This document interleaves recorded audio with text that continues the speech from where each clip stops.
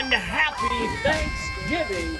As here on Somerville MTV, we are live from the Russell Athletic Complex in Cambridge.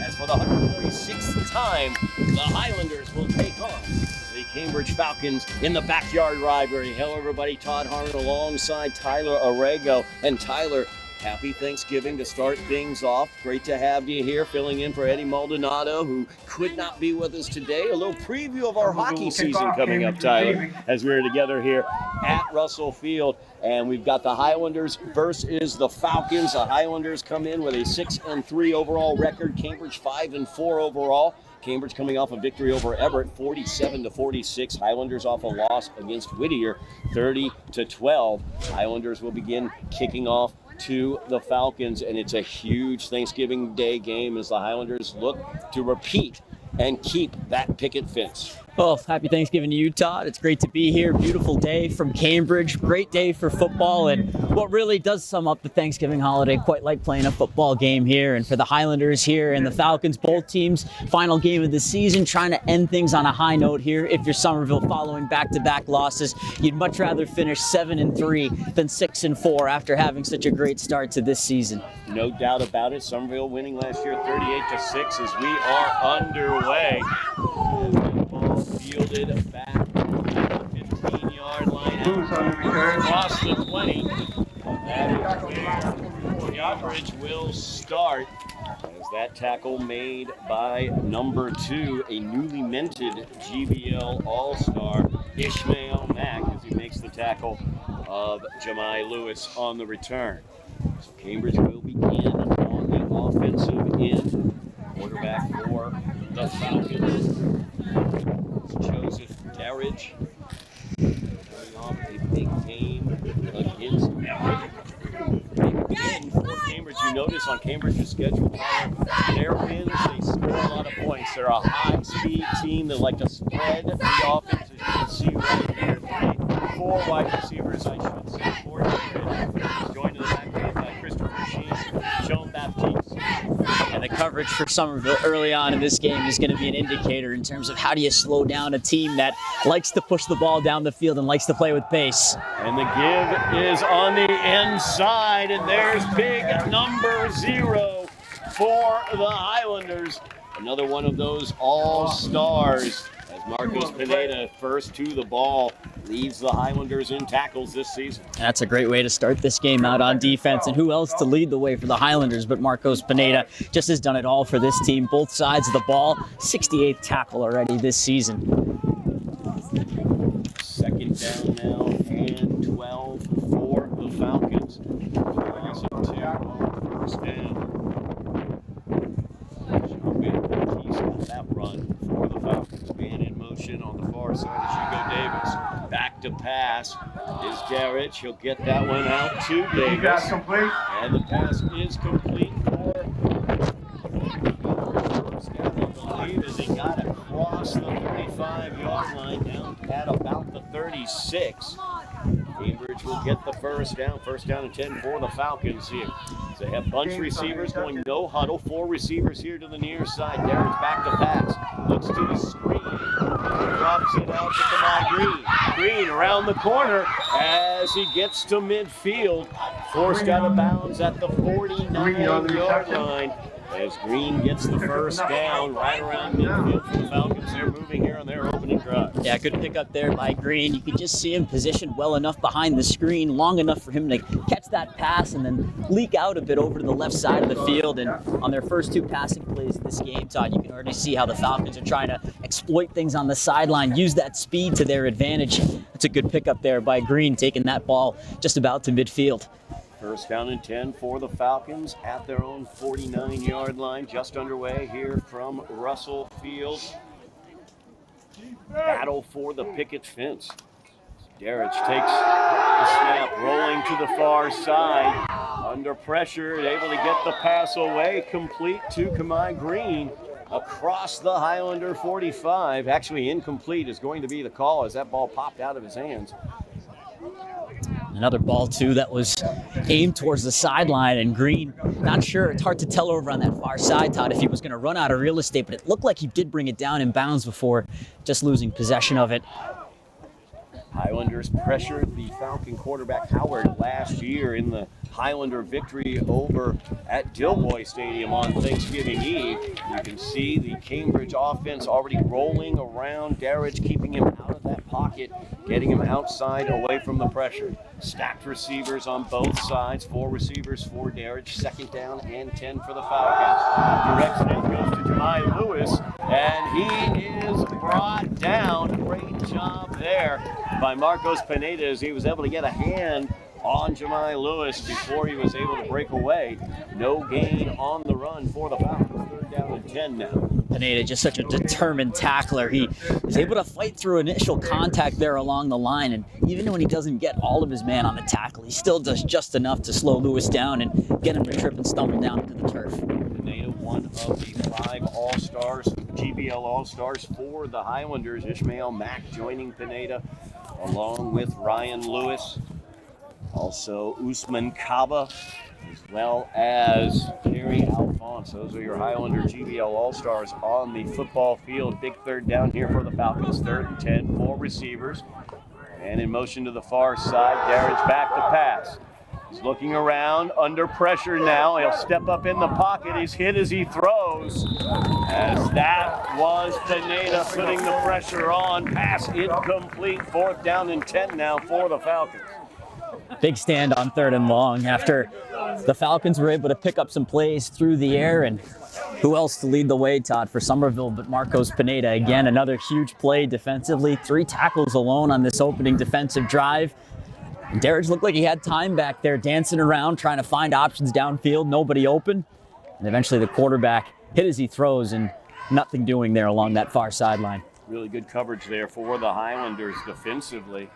And the punt will be away. Ryan Lewis deep to return. They'll punt it away from Ryan Lewis, the GBL All-Star, as it trickles out of bounds at the Highlander 19-yard line. And that's where the Highlanders will take over on their first offensive possession, as the defense did exactly what they needed to do. Yes. Inside the Highlander 20-yard line, but it'll stop 1st and 10 from their own 19.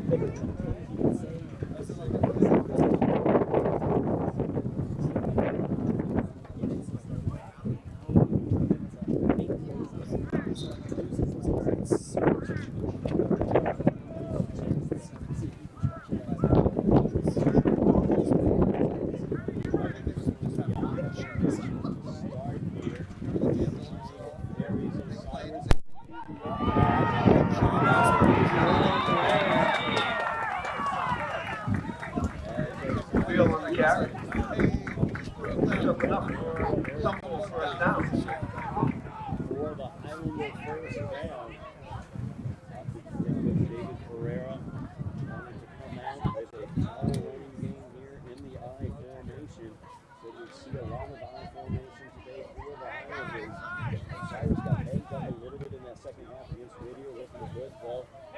He is healthy. 3 receivers for the Highlanders. Pineda at the top of the screen, Lewis at the bottom.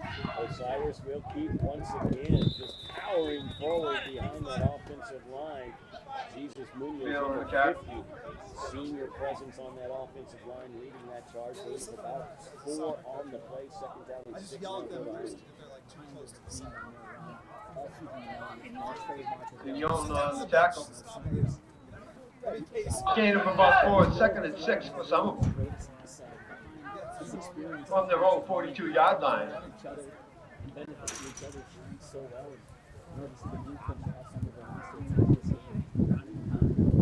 Receivers, I formation, give to the up back. As Kerry Alphonse push forward. And 4 yards on the play. Alphonse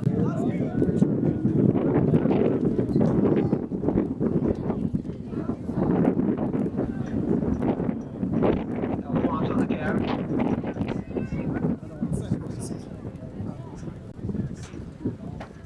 Excellent home with the tackle. Bring up 3rd and 2 for Somerville.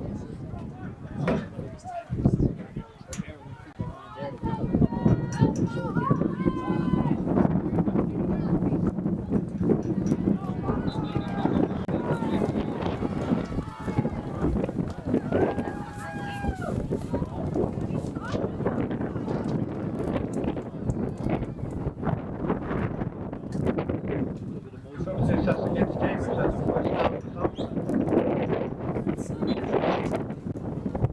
First and 10 from the Falcon 49-yard line. For the Highlanders.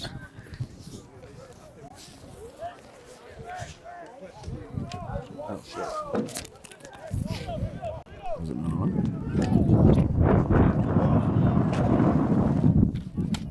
Okay.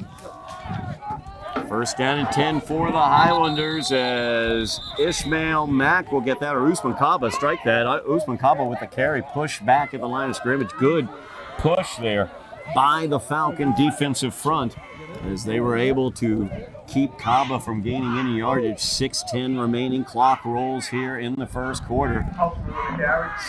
Loss of a couple on the play. Nope, actually, they're going to mark the ball at the original line of scrimmage. Dennis Shaw, the linebacker, leading the way there for the Falcons. He just came right up through the line there and was able to meet Usman Kaba right at the spot, and they're going to say no gain on the play, 2nd and long for the Highlanders. They're matching power on power there. Stacked at receivers at the top. Ryan Lewis, and the give, actually the keep by Aries Osiris. Run pass option there. And Osiris kept it as he had that opportunity there. Read the defense very well. Of course, Cambridge knows how dangerous number 4 Ryan Lewis can be. They were over pursuing the handoff to Lewis, and Aries Osiris will get the first down for the Highlanders down to the Cambridge 38-yard line. Yeah, just great deception there and motion on that handoff. Had just about everybody fooled there down on the field, and Osiris with his legs just churning down that near sideline. That's a big gain across midfield. Osiris handles the snap, bobbled it a little bit, got it off to Lewis. Gain of a couple for Ryan Lewis on his first carry of the game. Actually, it's going to go as a gain of only 1 there. Timing on that play thrown off a little bit by the bobbled snap. 2nd down and 9 now for the Highlanders. Scoreless here from Russell Field. Battle for the picket fence. 4:35 remaining in the first quarter. Highlanders driving after they were able to stop the Cambridge opening drive around midfield.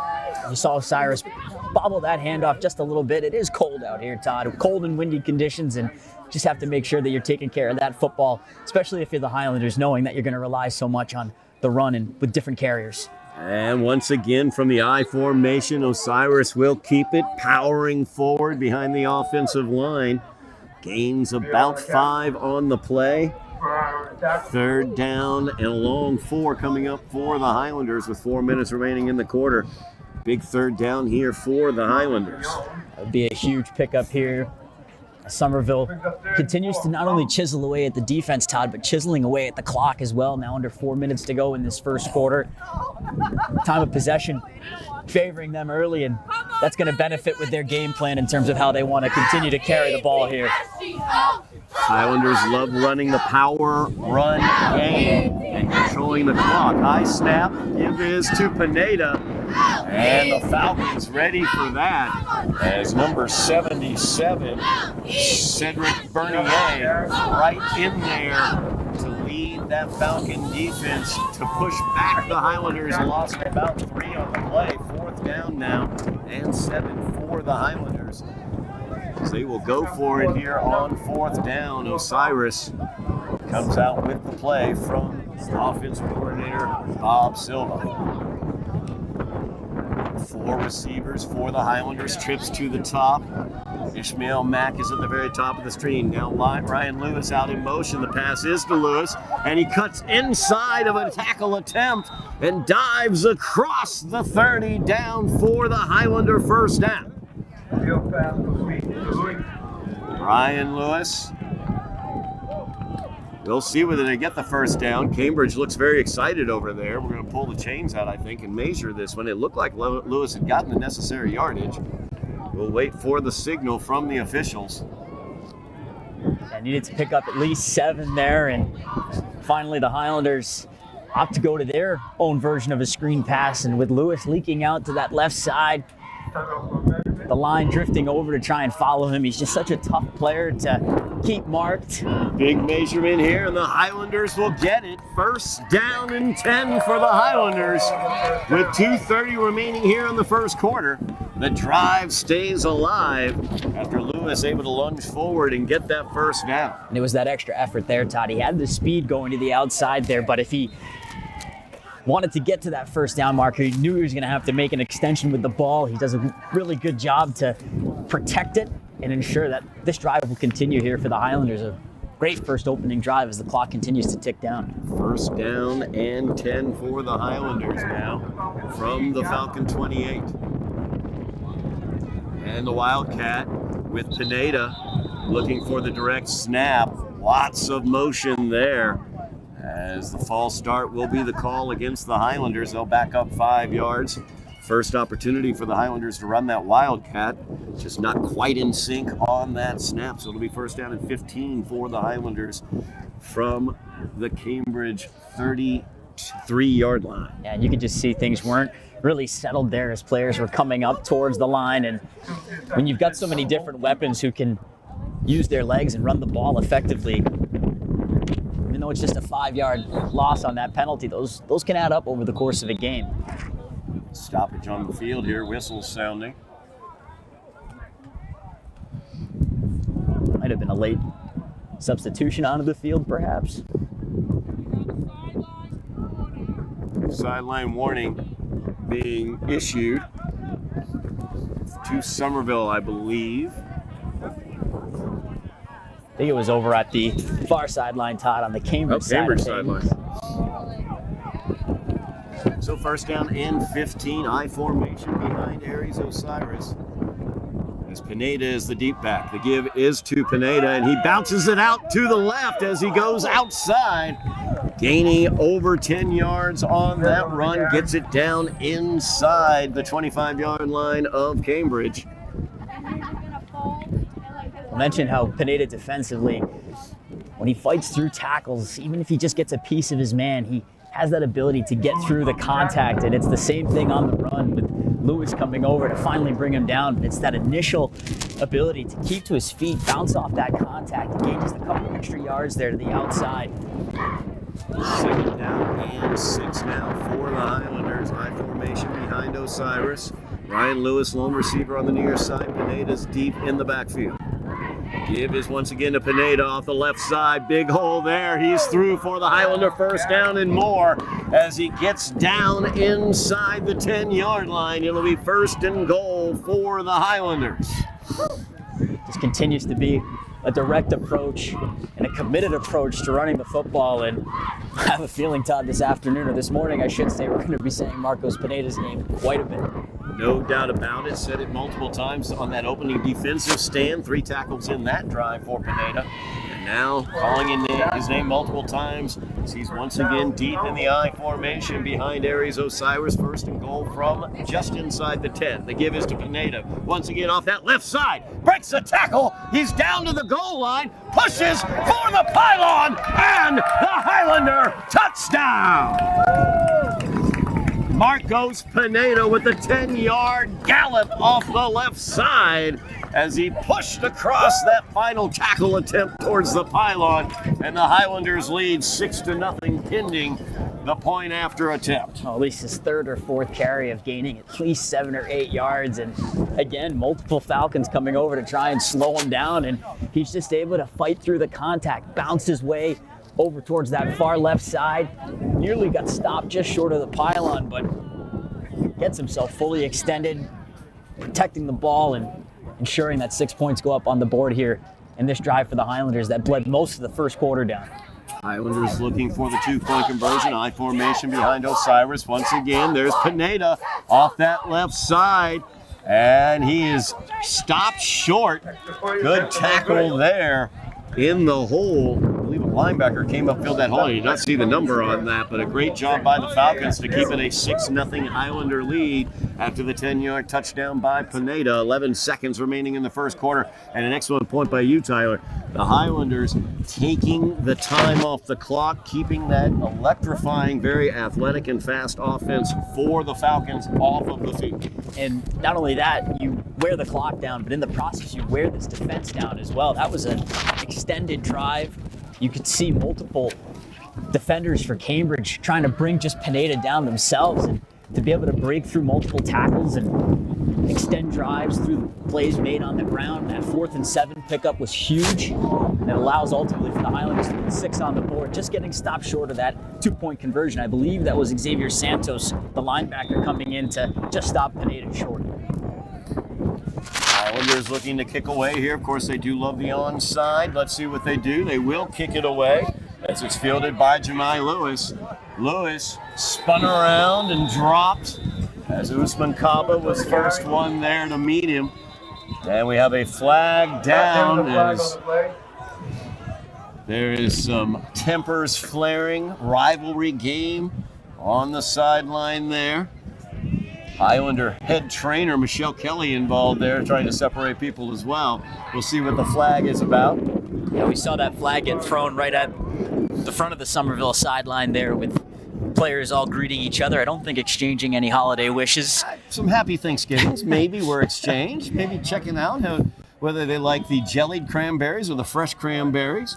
It's unsportsmanlike conduct is going to be the call. It's going to go against the Falcons as Lewis was pushed out on the Highlander sideline on enemy terms there, and obviously didn't like being over there. So 15 yards, Cambridge's going to be backed up those 15. That's a tough break for the Falcons because it wasn't a particularly long kick. It was certainly returnable, and considering where they started last time out on their first drive, right around their own 24-yard line, it looked like they were going to pick things up closer to the 40.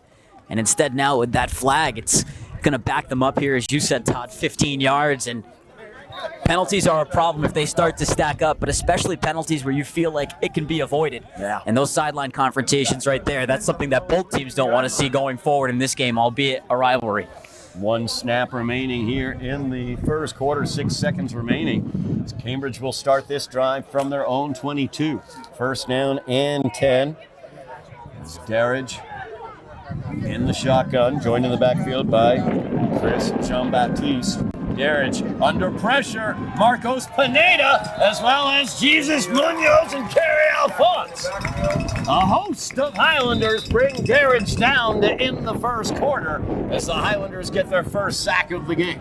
And I believe that was Munoz in first leading the charge, but a host of Highlanders, as you said, Todd, just swarming onto the quarterback. Darridge, again, similar to how the first drive ended for Cambridge, just trying to buy himself some time, but once things break and he's forced to vacate the pocket like that, he is exposed and vulnerable. And the Highlanders, with their familiar faces up on the defensive front, able to come through and bring the quarterback down to end this first quarter with the Highlanders ahead 6-0. Highlanders with a 6-0 lead after that 10-yard touchdown jaunt. Switch ends of the field here as the Highlander defense looks to hold once again against Cambridge. Of course, gives me the opportunity to talk about some of the other fall sports that we had here for the Highlanders. A great fall sports season for the Highlanders. 20 All-Stars, 20 GBL All-Stars across the fall sports for the Highlanders, including also a league MVP as Camila Plata for the girls soccer team comes away with the GBL MVP in girls soccer. Ali Amin, a young freshman runner for the cross-country team, was the runner of the year in girls cross-country in the GBL as well. Of course, that girls cross-country team, GBL champions, undefeated as well. Congratulations to them and their all-stars, Greta O'Sullivan, as well as Jennifer Gordon, joining Ali Amin on that all-star team for the boys. They went 7-0, winning their 5th straight GBL championship. Their GBL all-stars, Henry Zeracor, Robert Leone, Henry O'Mora, Ron John Warren, and Gabriel Sloss, You can, of course, check out the GBL Cross Country Championship here on Somerville NTV. Like, share, subscribe, and mash those buttons as it's tossed here to Jemiah Lewis on the jet sweep, trying to get around the corner, and the Highlanders say no as Usman Kaba comes up to make the hit. Yeah, a bit of a pitch play there on the snap. They try and flip it over to Lewis, who's got some good wheels under him. But again, the Highlanders just meeting him right there at the spot.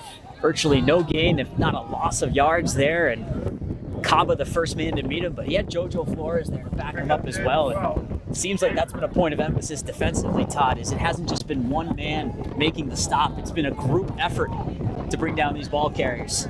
3rd down and 12 now for the Falcons. So the Highlander defense looks to stop the second Falcon drive. Darrich looks here to the near side, passes downfield, incomplete, as he was trying to hook up with number 9, Nico Santos. JoJo Flores in defense.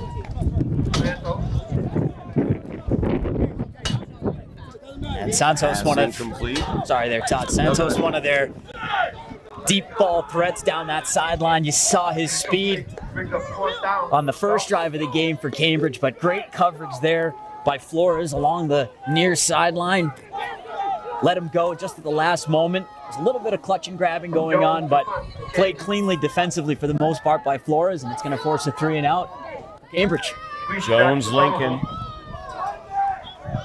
as his punt rolls to midfield, taking the Cambridge roll right to midfield, and that's where the Highlander offense will take over as they continue to kick the ball away from number 4. Probably a good strategic plan, as we know what Ryan Lewis can do with the ball in his hands. The Highlanders will take over at midfield, leading 6-0 with 10:52 remaining in the first half. Lewis, such a weapon with his speed, and both of these teams can match each other in that category, speed on speed, but I think the Highlanders will happily take the field position here for their second drive on offense. An opportunity again now to tack on some more points with the ball right at the 50-yard line. Just over 10.5 to go in this second quarter, and a chance to make this Falcons defense work and make the clock work as well in your favor. High formation with Pineda as the deep back.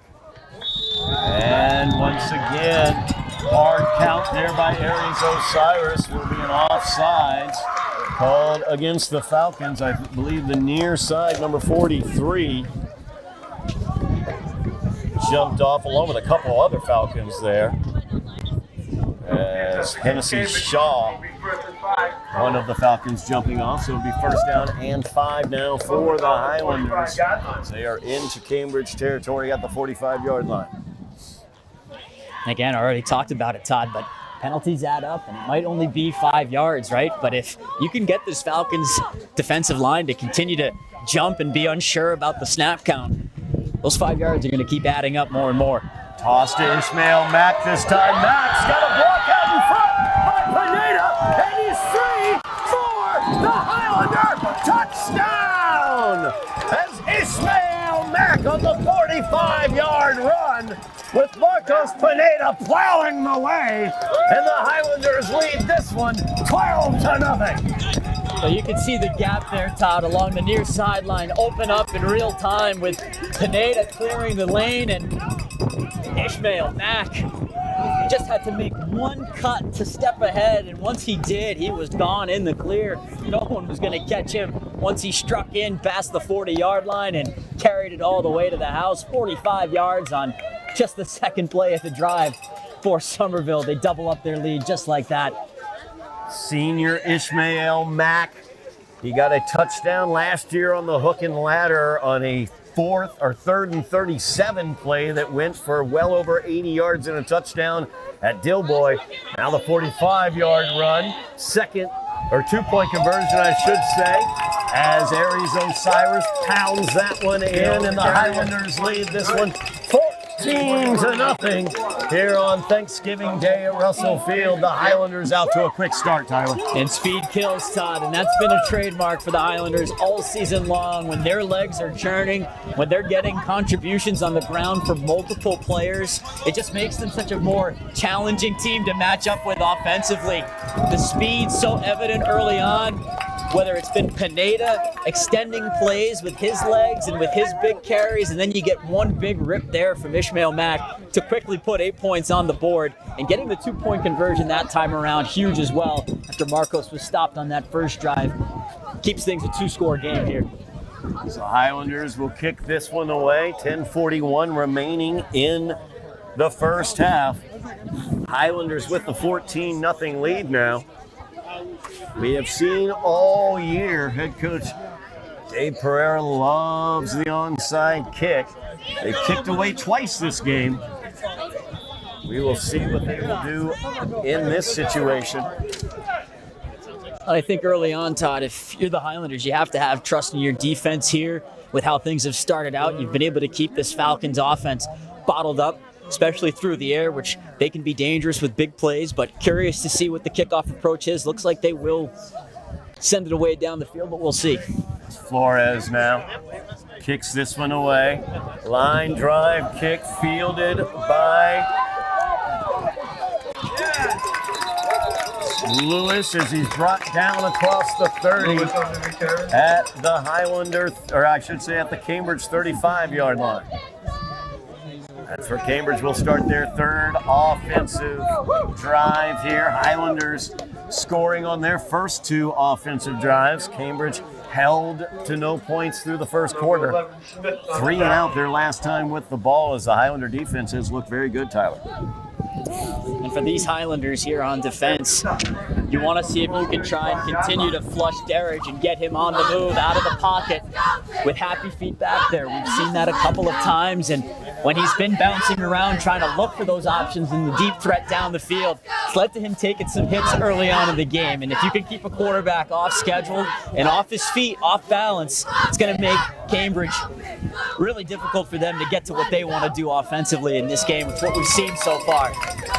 Green goes in motion, trip receivers to the left side. Derridge looks that way, pulls the ball back down, and he'll get about a yard as he moved up into the pocket. Once again, there was Pineda causing trouble in the offensive backfield for the Falcons. It'll be 2nd down and 9 for Cambridge. Looked like a little bit of indecision there from Derridge once he was forced to climb up through the pocket there. I thought he was going to tuck it and try and run, but he didn't have a chance to with Kerry Alphonse coming in to wrap him up and bring him down. Just nobody getting open, nobody able to get open downfield. The coverage on point to start this game here for the Highlanders. Yeah, JoJo Flores at the corner position on the near side, Ishmael Mack on the far side, Ryan Lewis as well at the cornerback position. Great athleticism for the Highlanders as Derridge back to pass again, looking downfield, but down the middle of the field there, and there's going to be a pass interference called as the ball was intended for Jovin's Exome. And it looks like the Highlanders are going to get whistled for the pass interference as Giovanni Fiore was downfield. The safety for the Highlanders over top reached in.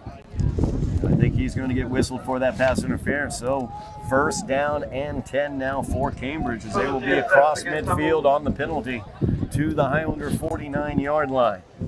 Yeah, Mar was back there as well, along with Fiore. Derridge just heaving that almost right into double coverage, hoping that Exholm could try and come down and pull that ball, but you saw the arm of Fiore just come over top, behind, and over the receiver there, and looked like the referee hesitated a bit whether or not to throw the flag, but ultimately pass interference to call.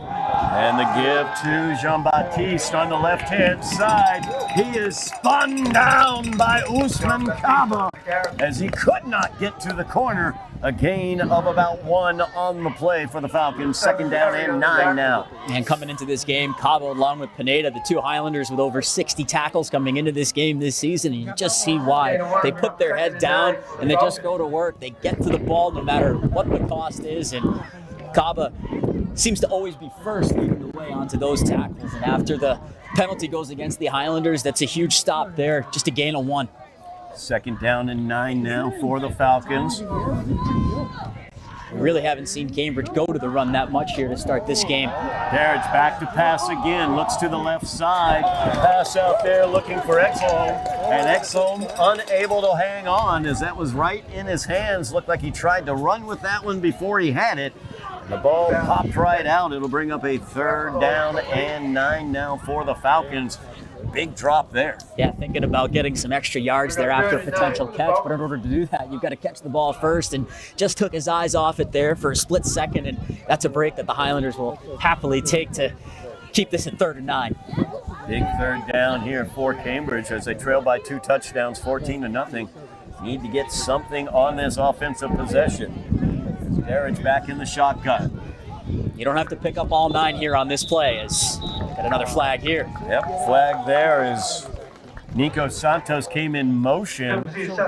False start will be the call, so they'll tack 5 more on. It will be a 3rd and 14 now for the Falcons. Falcons, the penalties piling up for the Falcons. I believe that is their 4th or 5th penalty. At least the 3rd that's been on a false starter.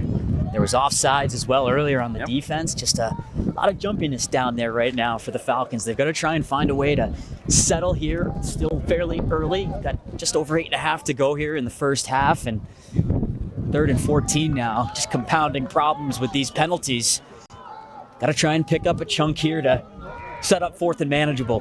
3rd and 14, trip receivers to the near side as Jean-Baptiste comes in motion. Darridge back to pass, goes downfield, bounces through 2 hands, and it winds up with the Highlanders as Fiore has the interception. Giovanni Fiore, the strong safety, kept his concentration. The ball passed through a Highlander hands, then a Falcon hands, and Fiore comes up with the pick, and the Highlanders have it in Falcon territory, leading by 2 touchdowns. Well, amazing that Fiore was able to come down with the ball. Excellent concentration after it changed directions not once but twice. Off a Highlander defender originally, through the hands of the impending receiver, and Fiore, who got tacked with that PI call that backed things up 15 yards. He gets rewarded there. Right place, right time, and a good return as well on that pick. His first of the season. No better time to get it here on Thanksgiving Day. No doubt about it as the Highlanders have it 1st down and 10 from the Falcon 43-yard line. I formation behind Osiris.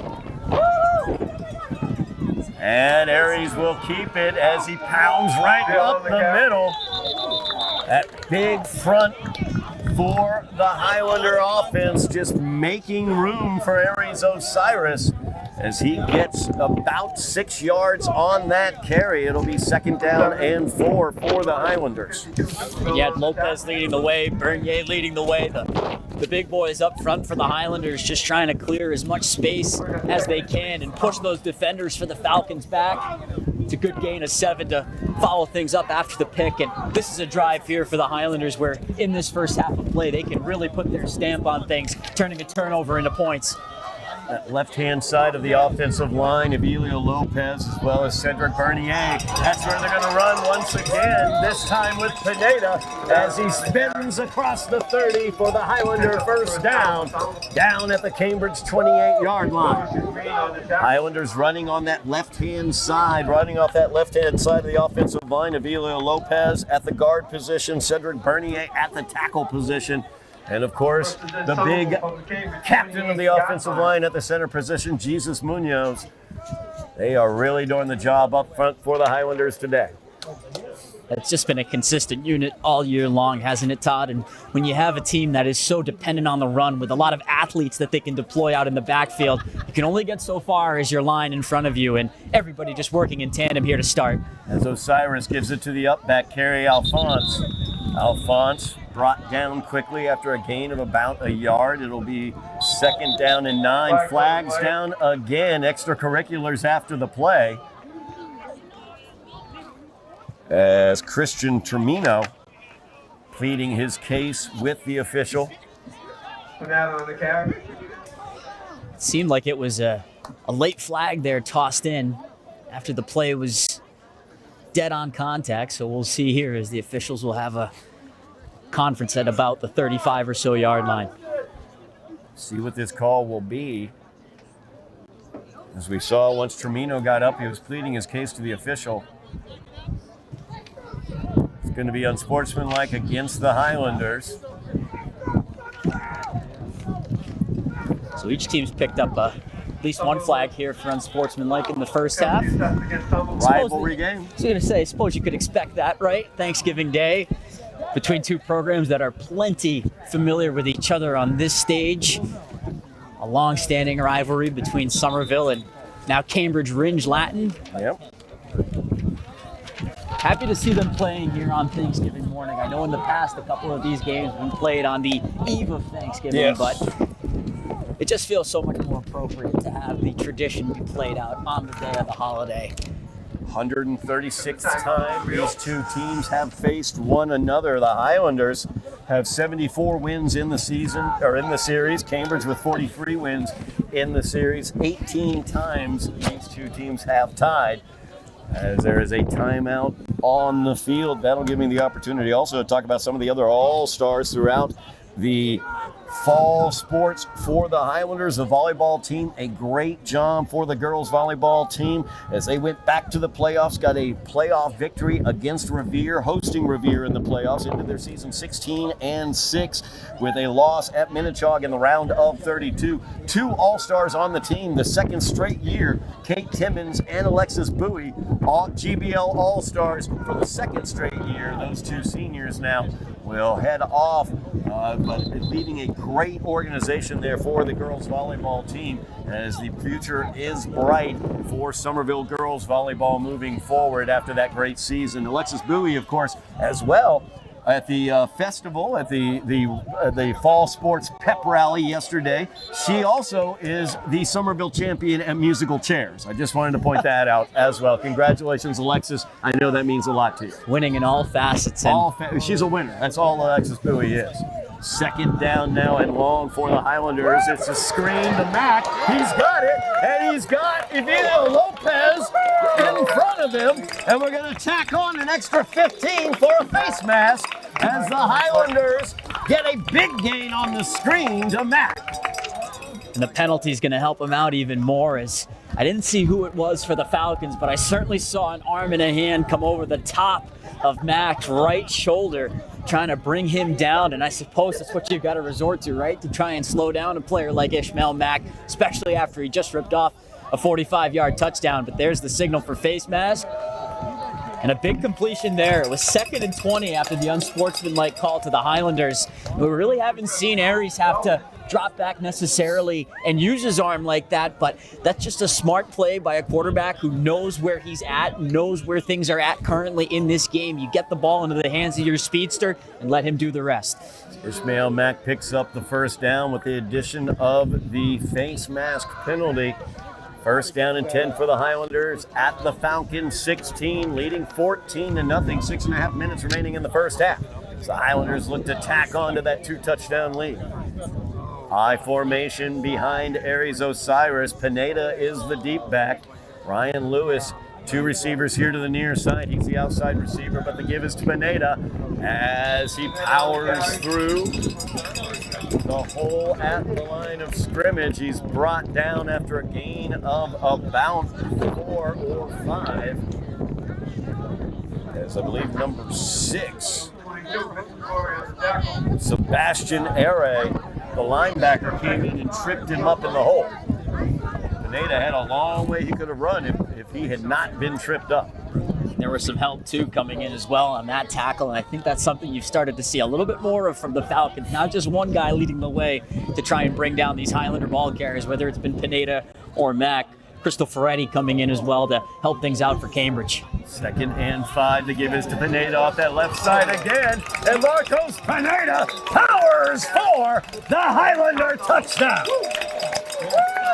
As the Highlanders just running on that left-hand side running behind that power of Cedric Bernier, Evelio Lopez, and Jesus Munoz. And Pineda has found pay dirt for the second time today as he gets the touchdown. Highlanders lead 20-0, pending the point after. And if it ain't broke, Todd, don't fix it. They have continued to rely on that left side of the line. They continue to rely on Marcos Pineda, who just continues to churn his legs and just refuses to go down on initial contact. I believe that was number 52, Kenny Duperval, who tried to bring him down by around the ankles. So there's a Cambridge player down. I believe it is Duperval, number 52. He was the last man in to try and stop Pineda before he broke the plane there. But once Marcos gets into that kind of vicinity, he's going to fight every inch he can get to pick up the 6 points. And the Highlanders opening things up more and more here and continuing to use the clock to their advantage. That one, not as quick as Ishmael Mack's 45-yard strike, but it continues to add points on all the same, and it continues to wear down these Falcons here on defense. Their offense has really not seen much of the field, Todd, here in this first half, and that's how Somerville wants to keep things. 2-point conversion here for the Highlanders.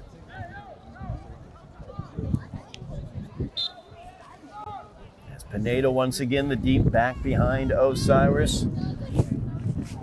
Up back is Kerry Alphonse. And Osiris will keep as he's pushed across the goal line for the 2 points. And the Highlanders lead this one 22-0 with 5:22 remaining in the first half. And just again, more support coming from behind Osiris. I believe that was Kerry Alphonse just giving him the extra boost to get through the pile. Tush push. It is a group effort. And I think the tush push is something that we're starting to see incorporated more and more. Actually, we're going to have another 2-point conversion. They did get in for the 2-point conversion, but there was no official play. So we'll try it again. Re-rack it. Redo, and looks like it's Matt coming in. You've got Pineda as well, the usual suspects. Ryan Lewis as well. He'll leak out to the left side a bit. I wouldn't be surprised if Osiris just tries to put his head down and pick this up.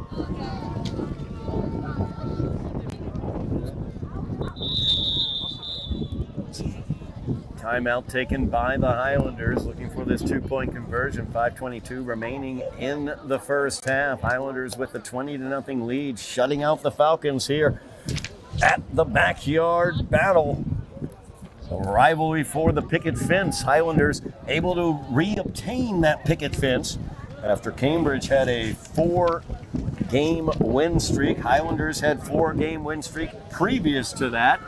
Highlanders looking to build a 2-game win streak here over the Falcons and keep hold of that picket fence once again. And off to a great start here in this first half, leading 20-0 with 5:22 remaining in the half. Highlanders looking to tack on another 2 points as they were called for the infraction on that first attempt, or actually it was not a live 2-point conversion on that first attempt when they got in.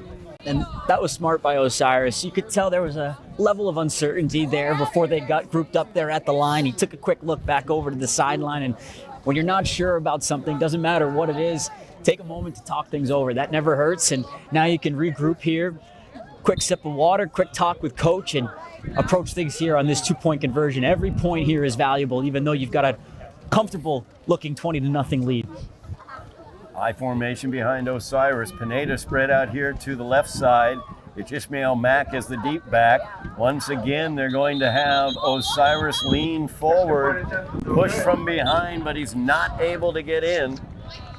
So the 2-point conversion did not make it in. 20-0, the Highlander lead. 5:22 remaining in the first half. About the only thing not working for the Highlanders right now are their 2-point conversions. They've converted only 1 of 3. Yeah, stopped again there, and that time the tush push was met well by the Falcons. That was Sebastian Oray in there along with Kelvin Ferreira, the big defensive end. Just stuffing things as power meets power just at about the goal line. Looked like they tried to get Osiris maybe up and over the pile with Kerry Alphonse once again being the pusher in that tush push. But something for Cambridge to take out of at least, as they've been able to come up with some stops on these 2-point conversions. It's just been everywhere else on the field, they've had a hard time trying to slow down these runners for the Highlanders. 20-0 with 5:22 to go, and looking down at this Highlanders sideline, they're an excited group. They're ahead right now, but they're composed, and I think that's an important thing here with a lot of game left to go. Whistles all over. We'll re-kick this one.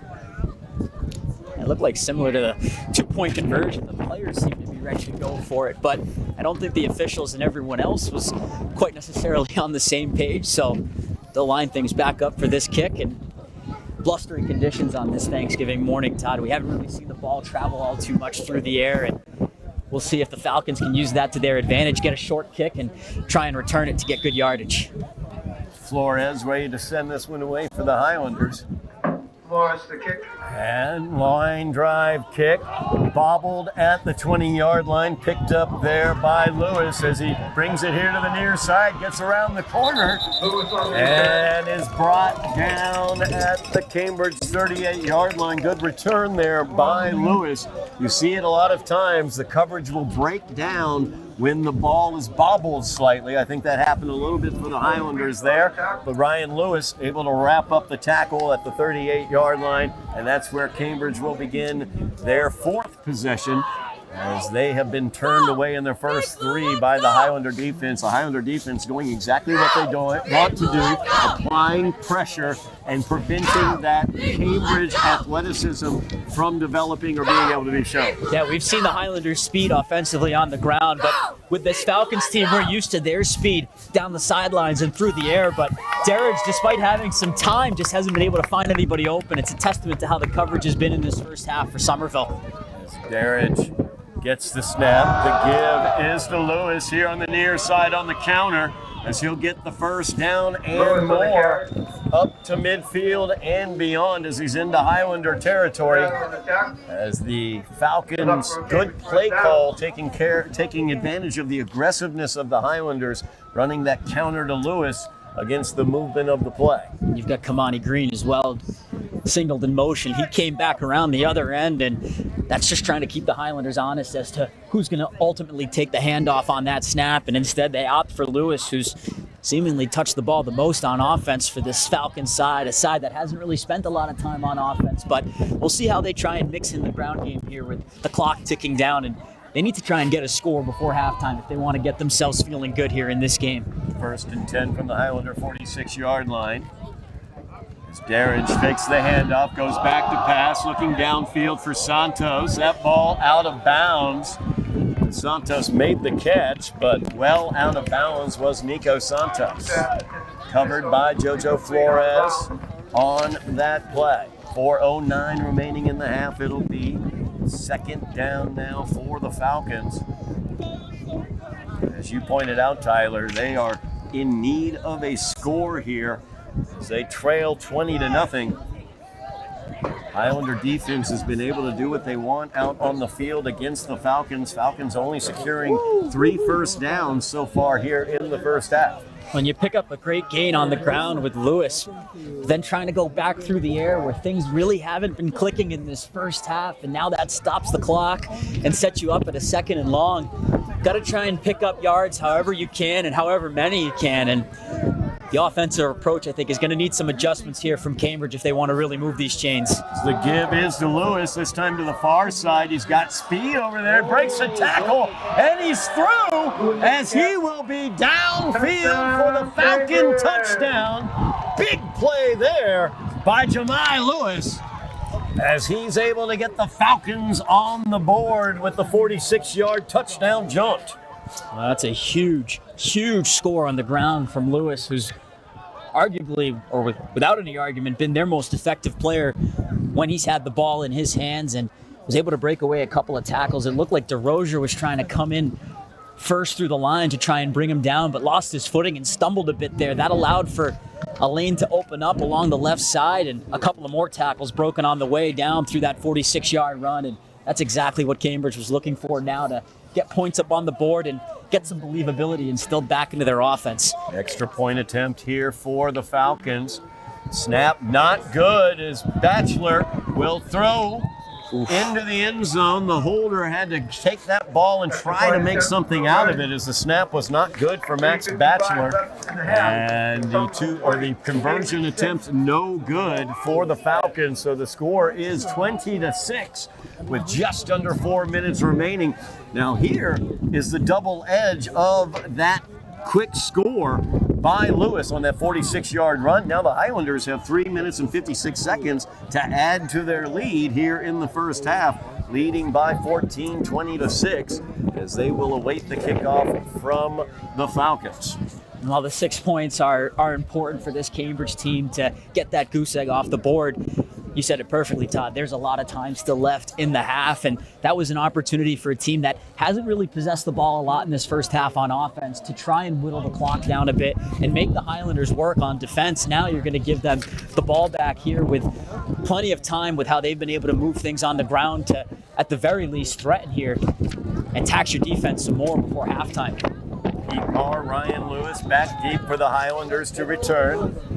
Joseph Darridge ready to send this one away for the Falcons, and the onside. I was wondering about that. The Falcons pick it up as it took the Sunday hop right into the hands of Sebastian Array, and the Falcons will have the ball at the Highlander 48-yard line after the onside kick recovery by Array. And while that ball does take a Cambridge hop for sure, looked like the Highlanders were just caught a bit off guard there as well, perhaps maybe not expecting the onside kick, but it certainly did take a favorable hop into the arms of Array, and now, instead of giving the ball back, Cambridge is going to get it right back, and this is where they really need to try and work the clock into their favor and possess this ball for as long as they can, if not the rest of what remains in this first half. 3:56 to go. That's a huge play on special teams to get possession right back after getting a score. Great opportunity for the Falcons, as they've also found a way to get Lewis free offensively. Jean-Baptiste still in the backfield along with Darridge. Two receivers here to the near side, one at the top of the screen for the Falcons. As the fake downfield, Darridge looking, overthrows that one as he tried to hook up with Jovan's Exholm. And a flag down as Exholm is applauding the flag. We'll see what the call is going to be. It could go against the Highlanders. That would be tough for the Highlanders if it goes against them.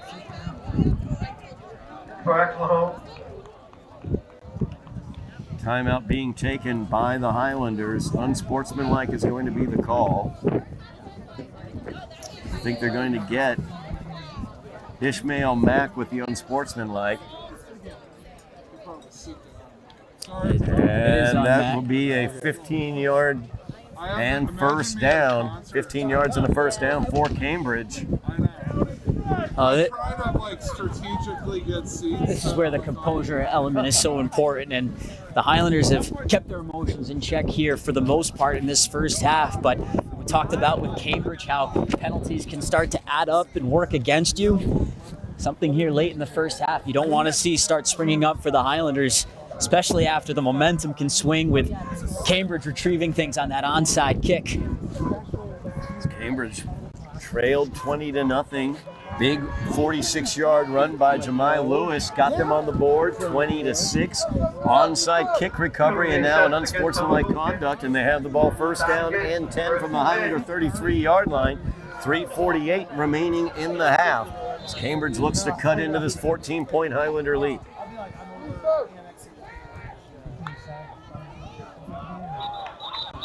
Pineda sneaking up, and he's called for the offsides as he jumped. He was going to be blitzing off that far side, but came across too early off the hard count from Darridge. First down and 5 now for Cambridge as they keep moving the ball downfield, this time from the Highlander 28-yard line, 1st and 5. Ball keeps moving up the field. Clock not doing a whole lot of moving, though. 2 penalties in about a span of 8 or 10 seconds. As the give to the near side, Jean-Baptiste, as he is wrapped up after the gain of about 8 on the play. First down and 10 for the Falcons. That was another tackle there from Fiore. Deep there to meet him, but he wrapped him up well to bring him down. Giovanni Fiore got the interception earlier in this half. 10 Falcons from the 21-yard line. First down and 10 from the 21 for the Falcons. Clock rolls, 3:10 remaining in the half. Falcons looking to cut into this 14-point Highlander lead. 4 receivers out for Derek. Lewis is in motion, and they pitch it to him on the jet sweep. And there is Usman Kaba from behind, making the tackle on Lewis. Lewis unable to get to the corner because Kaba was too fast getting to him. And a gain of just about a yard on that play. Great play by the GBL All-Star Usman Kaba. It looked a little bit like Randy Orton from behind, and Lewis with great speed and deception on that pitch and toss. Just didn't really have anywhere to get around the end of that left side of the line, and Kaba from the backside just brings him down. That's a huge tackle. Only about a gain of 1 on that play as the clock now runs down. And if you're Cambridge, you don't have to hurry here necessarily. 2nd and 9 for the Falcons. Clock rolls down to about 2 minutes remaining in the half. It's Darridge rolling here to the near side. Fires it towards the corner, too far. Trying to hook up there with Nico Santos at that back pylon of the end zone. Too far out of bounds, though incomplete. It'll bring up 3rd down and 9 for the Falcons. Minute 48 remaining in the half. Bring up 3rd down. Santos got good separation there too, trying to work his way to that back corner of the end zone, but Darridge just put a little too much air on that, floated it well out past the end zone there. Big 3rd down here for the Falcons that have to believe they're in 4-down territory here, trailing by 2 touchdowns at the end of this half. Darridge once again in the shotgun. Trip receivers to the near side. Lewis is the inside receiver. Darridge out to Jean-Baptiste. Jean-Baptiste tries to get to the corner, but Pete Marr says, "No, sir, you may not."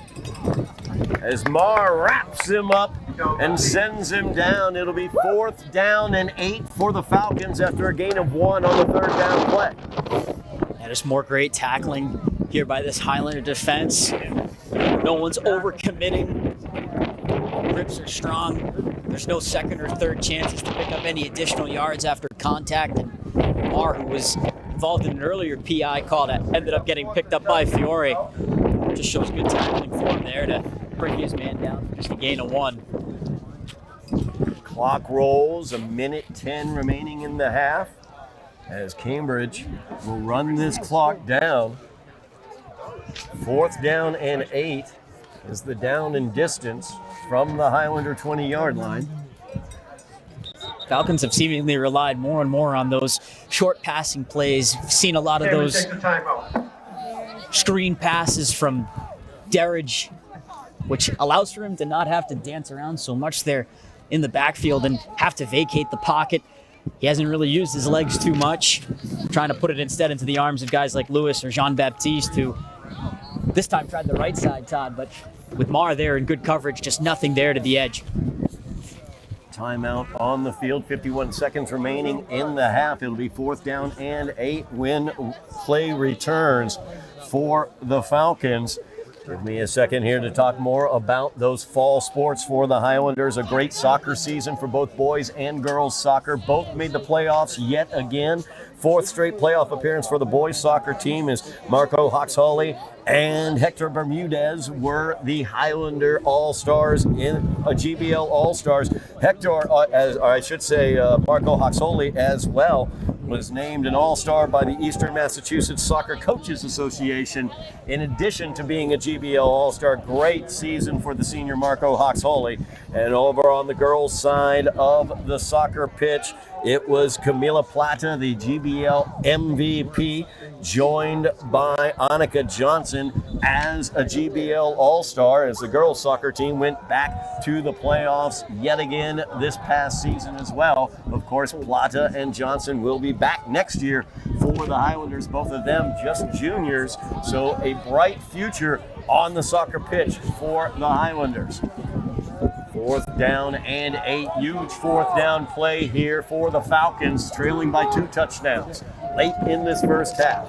As Derek calls out the signals, he's got 4 receivers, joined in the backfield by Jean-Baptiste. Derek's back to pass, looking for Exholm. He's got him open, and that is complete as Exholm able to bring that one down inside the 10-yard line as Jojo Flores tackles him there. But the Falcons get the big first down and keep this drive alive on that 4th down conversion. Clock rolls, 35 seconds remaining as they try to get this play in quickly. It's a huge tackle there by Flores, at least to initially save his score. But on a have-to-have-it 4th down, that's a big completion from Derek, looking over to that left side of the flat. 1st and goal from the 4. So Falcons look to get into the end zone. Derek throws that one incomplete. Good coverage by Brian Lewis over there as they were looking for Hugo Davis at that back pylon. 13 seconds remaining in the half. Falcons will have it 2nd down and goal from the Highlander 4. For a flag, too, that perhaps in the back of the end zone, but none coming here late towards the end of this first half. Yeah, good coverage there by Brian Lewis, not getting flagged for a pass interference on that play. Garage has the play now for the Falcons. They have trip receivers to the near side. Single receiver at the top is Hugo Davis. The inside slot receiver, the near receiver on this near side is Jemai Lewis. Keep an eye on him, number 7. As Darrett's rolling out here to the near side. He's trying to find somebody. Nobody's there, and he's going to throw that one away. As the pressure was getting to him, rolling here to the near side, it will be 3rd down and goal for the Falcons from the 9-yard line. I had it at 4. Our angle of appearance, the angle of our look is a little low, so my yardages are a little bit off. But it is 3rd down and goal from the 9 now for the Falcons. 6 seconds remaining here in the half. Could be the last play of the half for the Falcons. Have to think Derek is going to drop back here and take a shot at the end zone. I thought he would tuck the ball and try and pick up some yards, get a little closer to the goal line after he rolled out there to his right, but Highlanders in their secondary in particular, just everything covered in that back end of the end zone. Jemai Lewis now on the far side. He's the slot receiver on the far side, number 7. He's been very critical to their offensive attack on the jet sweep. And he once again is in motion. Fake to him. Derridge throws that one looking for Davis. Incomplete. Ryan Lewis had coverage and the flag comes in late. I thought the tackle was made by Lewis. We'll see what this flag was. Is it's going to be pass interference. Lewis is going to get whistled for the pass interference. 2 seconds remaining in the half, and now Cambridge will have that opportunity. 1st down. Actually, on the pass interference, it may not. It is no longer an automatic 1st down on the pass interference. That changed last year.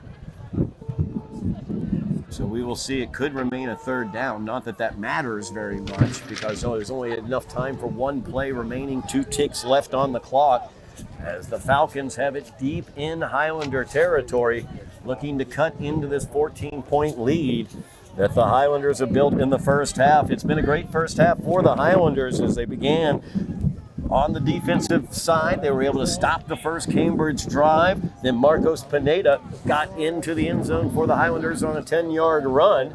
Highlanders then were able to get into the end zone again after a 3-and-out by the Cambridge offense on a 45-yard touchdown run by Ishmael Mack. Then the Highlanders got a turnover, an interception by Giovanni Flores. As he was able to pick up that interception, Highlanders got into the end zone again. Another run by Pineda got them their 3rd touchdown. But then the Falcons have battled back here late in the first half as a 46-yard run by Jemai Lewis got them onto the board. And then the onside kick And this is the drive resulting from that onside kick as they look to cut into the 2-touchdown lead for the Highlanders. It's a huge juncture here before we hit the half, as Cambridge has an opportunity to, at the very least, try and pick up 6 more points before the break, make this an 8-point game. Highlanders haven't had to spend all this much time defending, but they're going to need to come up with their biggest defensive stop here. 5 yards to pay dirt for the Falcons. Darridge calls out the signals. He's got 4 receivers out there. He's got Jean-Baptiste in the backfield with him. Remember number 7, that slot position on the far side. He's going to roll here to the near side, looking for the pick play, and they get it for the touchdown. Touchdown, Cambridge! As they ran the pick play, and coming across it for the Falcon touchdown was Santos making the catch. As Darridge found Santos, Highlander defender on that play got knocked off by the crossing receivers. So the Falcons now have cut this lead down to 8, 20-12, pending the extra point. Let's see if they can execute things better here on this point after try. Snap is good, hold is good, kick is up by Darridge, and it is no good. So it will be an 8-point Highlander lead as we go to the half here from Russell Field in Cambridge. The battle for the picket fence. The Highlanders lead it by 8, 20-12, as we will be back for second half coverage here on Somerville Ed TV.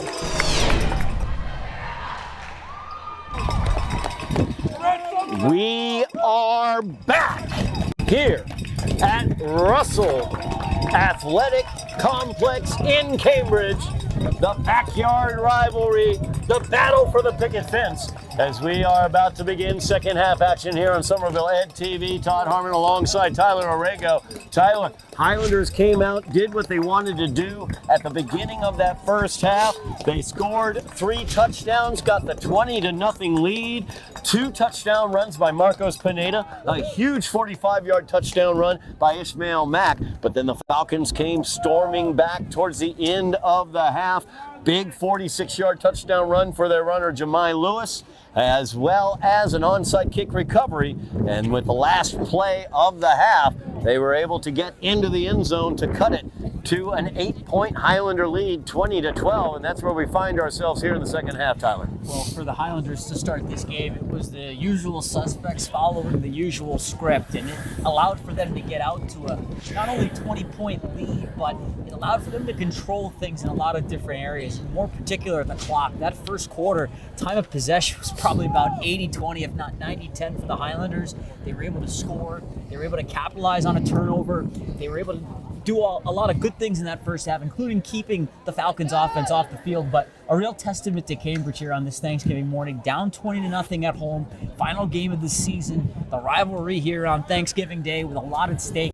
They were able to pull themselves up off the mat, and it was really important for them to do so late in that second quarter, getting plays made from their usual suspects as well, and in particular with Lewis getting the score. That really seemed to galvanize them a bit, making it 20-6, but huge plays down the stretch for Cambridge to convert and make this now an 8-point game, and we'll see how the Highlanders can try and respond here in the second half. They did a lot of things right in that first half, but now you've got to move things forward and approach things maybe a little differently with this Cambridge side looking a lot more rejuvenated.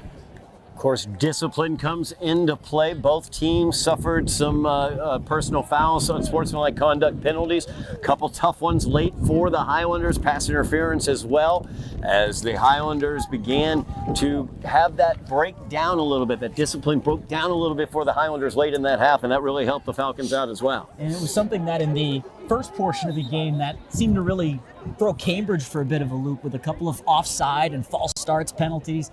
tacking on 5 extra yards, and those flags can really add up. Both these teams have had some disciplinary issues, you could say, with those personal fouls being called. And for the Highlanders, I know there were a couple maybe late before the half ended that they would have liked to have had back a pass interference call against, and then perhaps a potential pick play as well that was missed, ultimately leading to the second touchdown for Cambridge. But you've got to put all that behind you here in the first half, almost wipe the slate clean as if this is a scoreless game, and see how you can start things off receiving the ball here in the second half. Cambridge, of course, had that onside kick. They will be kicking away here at the beginning of the second half.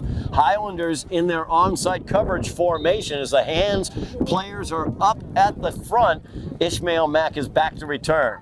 It's kicked towards the sideline, dropped in behind that front line, and the Falcons tried to chase that one down, chase down that placement and get to the ball before a Highlander could get to it. It got out of bounds, so that will be the infraction against the Falcons on the kickoff out of bounds.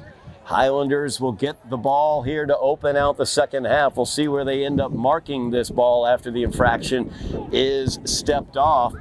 But the Highlander offense will begin out on the field. Highlander offense, we didn't see them very much towards the end of that first half after the onside kick, the score, and then the onside kick by the Falcons. So the Highlander offense will get the opportunity back out onto the field. They've been very, very successful today as they scored on each of their drives in the first half. And getting production again from the usual suspects, Marcos Pineda and Ishmael Mack. I believe Aries Osiris has only attempted 2 passes so far in this game, both of them screens on short plays. I would expect the script to stay the same here in this second half, attacking the ground, attacking this defense, and throwing multiple looks at them. The one name we've not said offensively, number 4, Ryan Lewis. He is deep in this offensive formation, taking the snap as Lewis looks to get to the edge. As he's got the edge and more, as he breaks downfield, but he stepped out around midfield as he just got a toe over the out-of-bounds line at the 48 of the Falcons. But Ryan Lewis, like I said, we didn't say his name in the first half offensively, opens out the second half with a first down run for the Highlanders. You had a feeling that was going to have to change at some point in this game, right? Lewis coming in with just 5 yards shy of 400 in this game, 6 touchdowns to lead the Highlanders on the ground. Toe tapping along the sideline a bit there, a la Gene Kelly. Way to stay just enough in bounds to get a good enough pickup, but it looked for a moment like he was going to break away down that near sideline all the way to the house. Wildcat formation again, Ryan Lewis to take the snap again. He'll go to the far side this time. That's the strong side. Cuts it up. That time Cambridge looks to wrap him up. Ryan keeps those legs going though and picks up an extra couple yards at the end of that carry. 2nd down and 6 is where the Highlanders will find themselves after the 4-yard carry across midfield into Cambridge territory. You know, I say only a 4-yard pickup there, but it's only because of that extra effort, fighting through the contact to pick up that extra yard or 2. So instead of just a 2-yard pickup and a 2nd and 8 facing, now you're at 2nd and 6, and things are feeling like they're a little bit more manageable at that point for the Highlanders, and that's what the ground game can do for you, Todd. It allows for you to extend plays on offense and make this defense have to continue working to just try and bring down Lewis. A host of Falcons there. As Lewis counters back to the weak side. Ball is out. And Johnny on the spot for the Highlanders. Number 58, Chris DeRochers, able to pick that one up as the fumble by Lewis. Ball rolled forward a little bit. DeRochers was able to pick up a yard or 2 as well to be a 3rd down and 4 for the Highlanders at the Cambridge 45-yard line.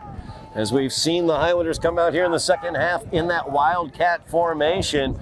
Ryan Lewis running it. Let's see what they do here as Osiris in the huddle. They'll go back to the I formation here with Pineda, the deep back.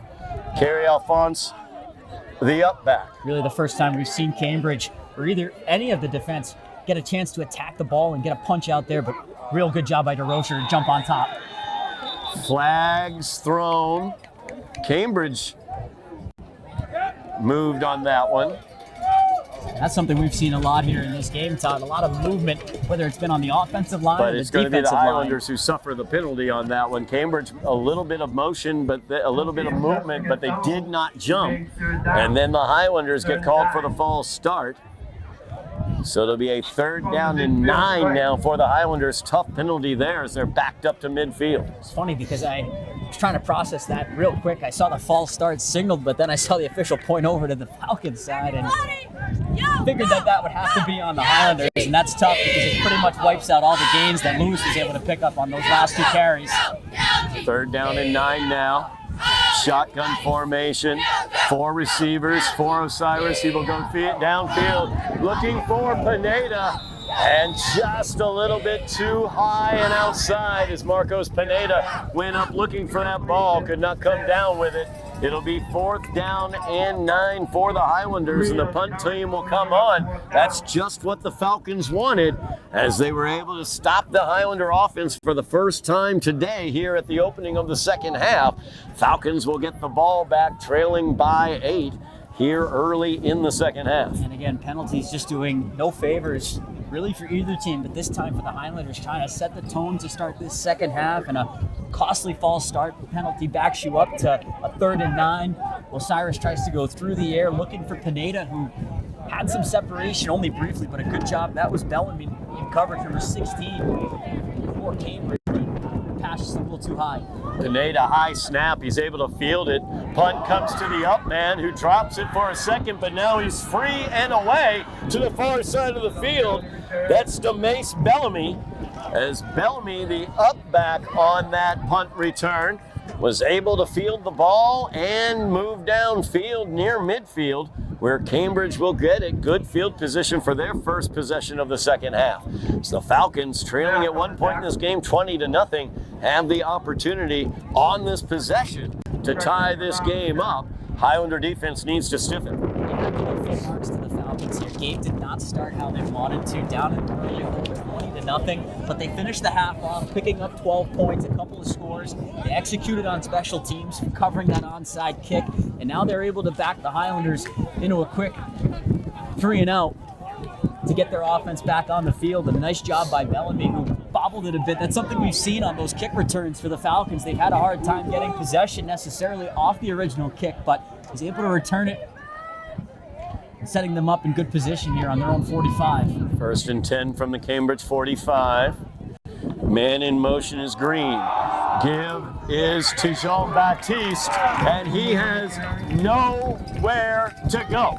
As Kerry Alphonse was the first, then joined there by Krista Rochers, as well as the big man Marcos Pineda, as the Highlanders pushed that run by Jean-Baptiste back for a loss of 1. Host of Highlanders bringing down Jean-Baptiste. Baptiste has had a couple of handoffs that have ended in similar fashion. He just hasn't been able to find any space or separation because the Highlanders have continued to commit to tackling by committee. It hasn't been just one man leading the charge, and DeRocher that time able to apply good support, helping out Kerry Alphonse to bring the runner down. 2nd and 11 as Darridge rolls here to the near side under pressure from Alphonse. Throws that one. Interference is going to be the call again. Lewis gets called for the interference. This time they were trying to get to Hugo Davis. Flag down though. Davis incomplete. I have to question whether that was a catchable ball, but pass interference is going to be the call against the Highlanders. Davis looked like he had his back to that pass the entire time. Didn't really turn until the last possible moment. Not going to argue that there wasn't contact or anything, but I'd have to agree there. That was a ball that was sailing a bit up over his head. And again, he really made a late turn to face up to that pass. And again, penalties compounding here a bit for the Highlanders. It's an area they've got to clean up here in the second half. Automatic first down, or first down, I should say, on the pass interference for the Falcons. So now they have it at the Highlander 41-yard line, 1st down and 10 after the pass interference call, keeping the drive alive.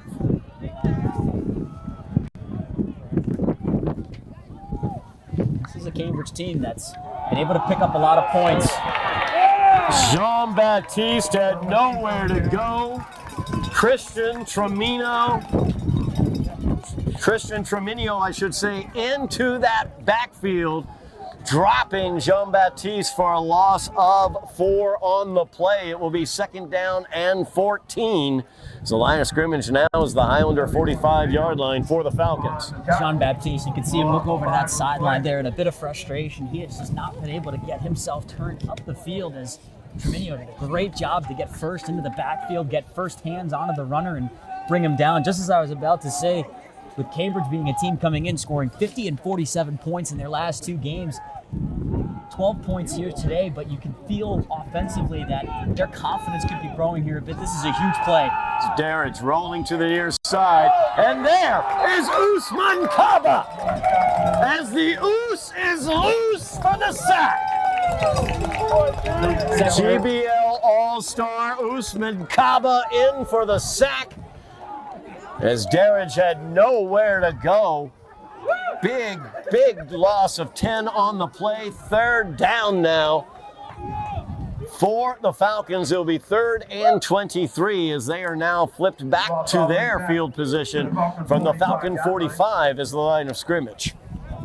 Well, that's how you pretty much erase that PI penalty that was called. 2 big plays, 2 big hits coming into the backfield, and it's about the 2nd or 3rd time the Highlanders have been able to get hands on to Darridge and bring him down here. That's huge from the defense to step up and show great resolve, not getting themselves unglued a bit here after some penalty trouble early in this second half. They're backed up now, 3rd and 18, all the way to the original spot of the ball at the 45-yard line.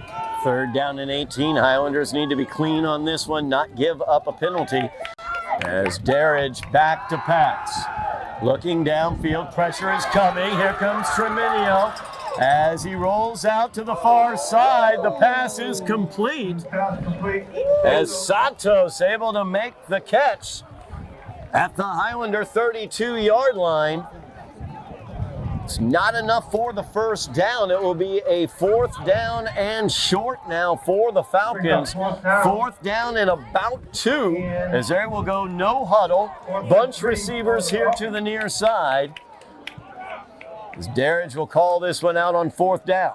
Back to pass again. Pressure is on. Kerry Alphonse. He slips it. Wide open is Hugo Davis.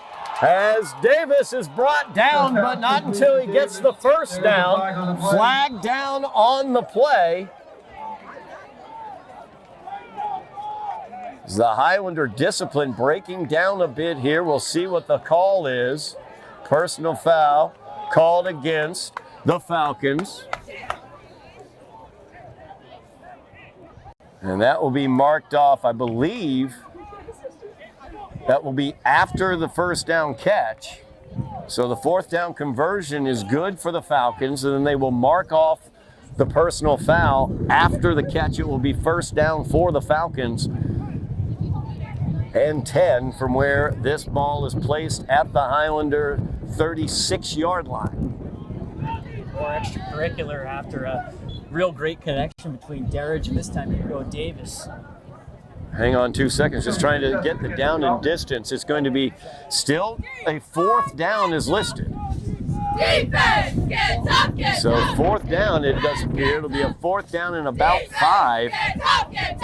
Defense, for the Falcons, according to the change. Defense, get up, get up. Defense, get up. Defense, get up, get up. Defense, get up. So a 4th down once again here for the Falcons. So it looked like they converted a 4th down and short. Now it'll be a 4th down and about 6. As they have the ball at the Highlander 36-yard line.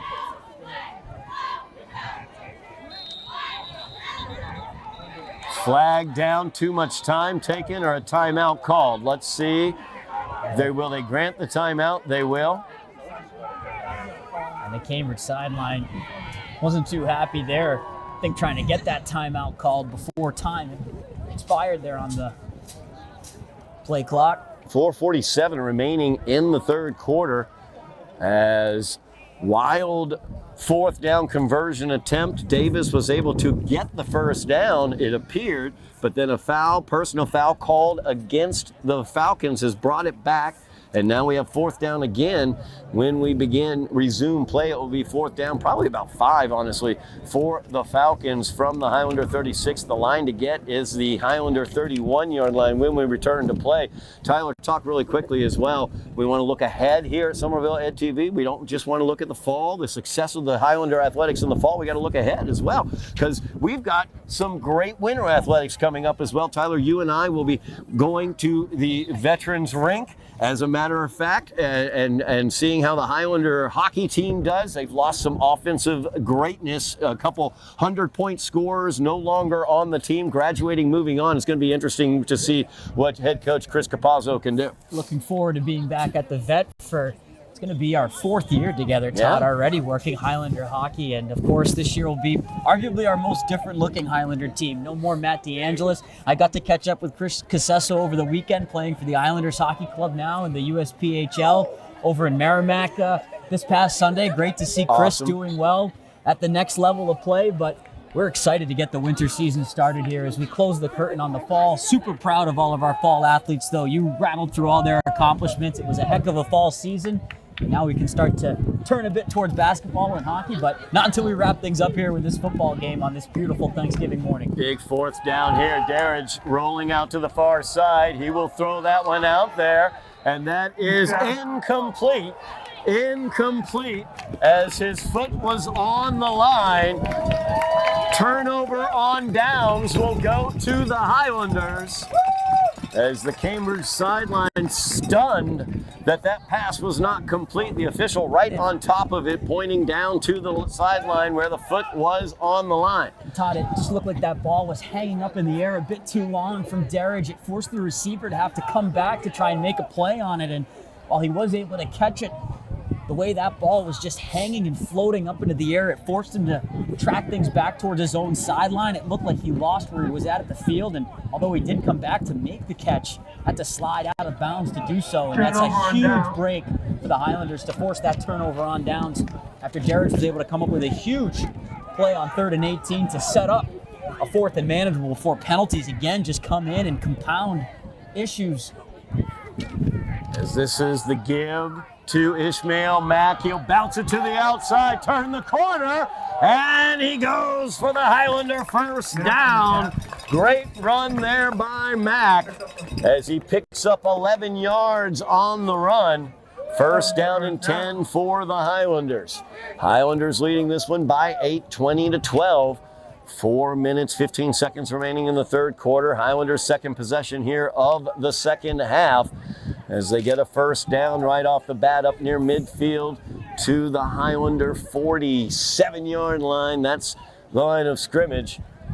First down and 10 as the Highlanders look to add to their 8-point lead. This is what you want to see from the Highlanders after getting stopped for the first time on offense last time around. Go back to the ground game, back to what's been working.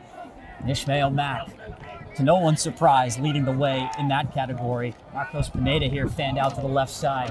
High formation. Osiris keeps right behind that powerful offensive line. Second down and 4 for the Highlanders. Gain of 6 for Osiris on that first down. So Highlanders looking to run the clock, gain the yardage, and put some more points on the board. This is what's allowed for them to be successful here in this game, Todd. Starting drives off strong. You get that 11-yard pickup, an early first down to pick up there, and then you go right back to Mack, who gets 4 more yards. You want to keep these manageable for Osiris to work with and allow for your offense to do the rest here on the ground. Low snap there. Osiris just going to have to throw this one away as he was under pressure there. Cambridge sideline looking for the flag and the intentional grounding, not going to receive what they want. It's just the quarterback trying to... And there's a flag thrown. Sideline. It will probably be a personal foul against the Cambridge sideline, I would assume. That's undisciplined as it comes right there, Todd. You can't have that here at this juncture in the game. You can understand the passion and the frustration, perhaps, but composure on the sidelines is just so important. Unsportsmanlike conduct is the call against the Falcons, complaining about a lack of the intentional grounding call. So, first down and 10 is where the Highlanders will find themselves once they mark off this penalty. Discipline once again coming into play like you talked about, Tyler. Highlanders have struggled a little bit with their discipline as well. Big rivalry game, lots of excitement, lots of adrenaline out on the field. But you've got to contain that. You've got to hold it down. You can't get outrageously over the edge about it. And obviously the protestations by the Cambridge sideline went well beyond what the officials would accept, and they went on for a while. That flag, I mean, there was a good 30 seconds there they were listening to the Cambridge sideline before they threw the flag. You've got to keep that emotional gauge in check, but real good poise from Osiris there under center. It was a low snap with the heat being applied, and he did what any good quarterback should do, and that's just get the ball out of harm's way. So give this time is to Mack. Mack through the line of scrimmage, wrapped up by number 6, Sebastian Aray, but not until he's through for a gain of 6. Second down and 4 for the Highlanders at the Cambridge 26-yard line. Highlanders looking to add to their 8-point lead here with 2:20 remaining in the third quarter. So Highlanders continue to drive. Short gains have not been a thing here for the Highlanders in this game. They've been able to pick up at least, it feels like, 5 if not more yards on each of their carries.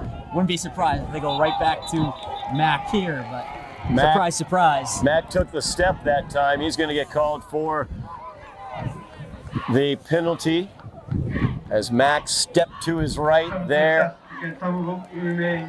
False start is the call. Second down and 9 now. It's 5 yards marked off. That's been something we've seen for as much as the Highlanders have been able to get good gains and pick up good yardage on a lot of these rushes. They've negated some of those rushes with penalties of their own. That has certainly been a theme here in this game, and it really hasn't swung either one way or the other for either team. They've both committed their fair share. Second and 9 now, pitch to Mack here on the near side. He's got the corner, he's got the sideline, and he's got the Highlander touchdown!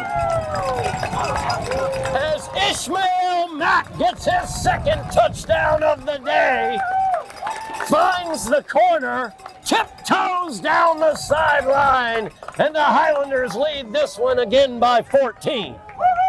Well, Ishmael Mack again as the Highlanders targeting that left side, using the left side of the line to their advantage, and just a subtle little pitch there from Osiris gets him in motion, gets him with a bit of steam to chug up the sideline with, and just a great job by Mack to identify the corner and find that seam, not only find it, but then attack it, breaking through that last tackle towards the end. Sebastian Aray tried to come and take him down by the ankles, and as you said, Todd, just tiptoeing his way to the end zone. And the pitch to Mack on the 2-point conversion as he pounds his way in for the 2. And the Highlanders lead this one 28-12. 16-point lead for the Highlanders with 1:33 remaining here in the third quarter. Really good drive there for the Highlanders, settling things down.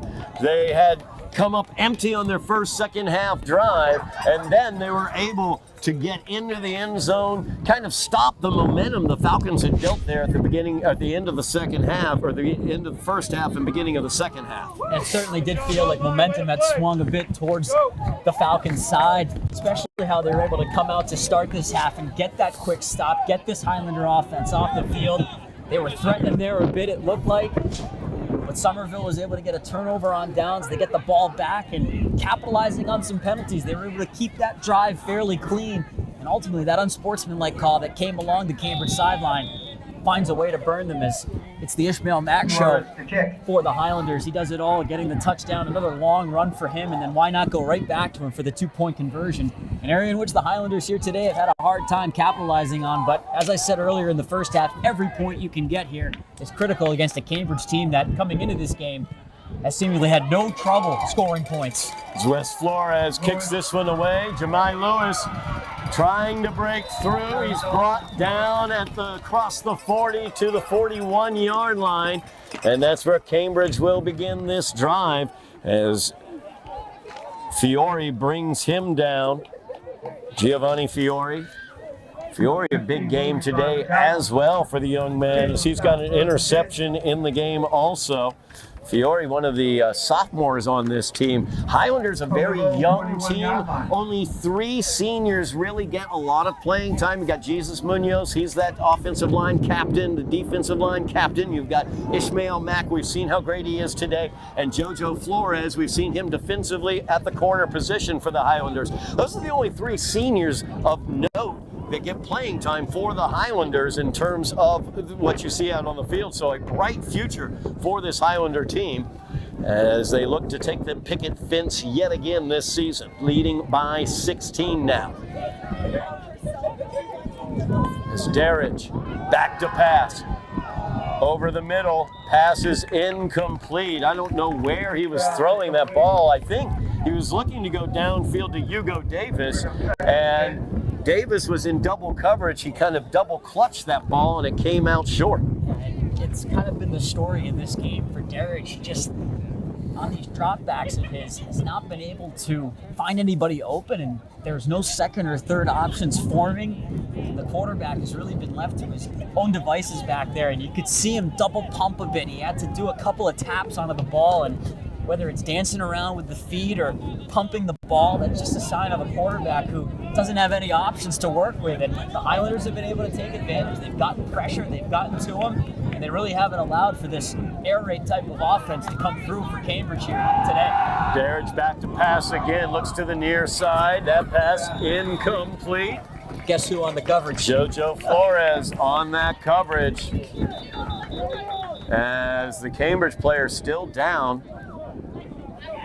Highlander trainer Michelle Kelly right there, as it was right in front of the Highlander bench. Full marks to Michelle Kelly. She was right on top of the spot there.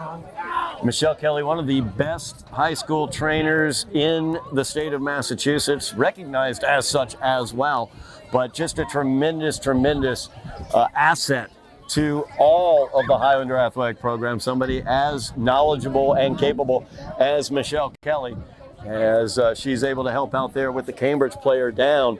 I could not see who that was. Neither could I, Todd. It was tight along the Highlander sideline there. I know it was Flores in coverage coming over to break up that play, but hard to see over everyone standing here on the visitor's sideline. Hopefully, though, the Falcon player is all right as he's getting some attention. Gives me the opportunity to talk about some other stuff going on this winter as well. Not only hockey that we'll be looking at, Tyler. There will also be, of course, Highlander basketball, boys and girls basketball. Boys team looking to bounce back from a rough season, as they will be looking for a great GBL run under Coach Antonelli. And of course, the girls team, they are the reigning GBL champions as they look to defend their GBL championship in basketball. That is Jovan's ex-home, who is injured for the Falcons on that play, as he is heading off the field under his own power. A little bit of a limp there for Exhome, but we could see him back out on the field later on. That would be a huge loss for Cambridge if he couldn't check back into this game. The senior tight end, we saw them go to him a few times early on in this game. He came up with some big completions on gotta have it type of plays, third down, third and long, some fourth down conversions as well. Thought they were actually looking towards him too at the end zone a couple of times. He's been a threat for them offensively, and little Ginger as he makes his way back over to his sideline.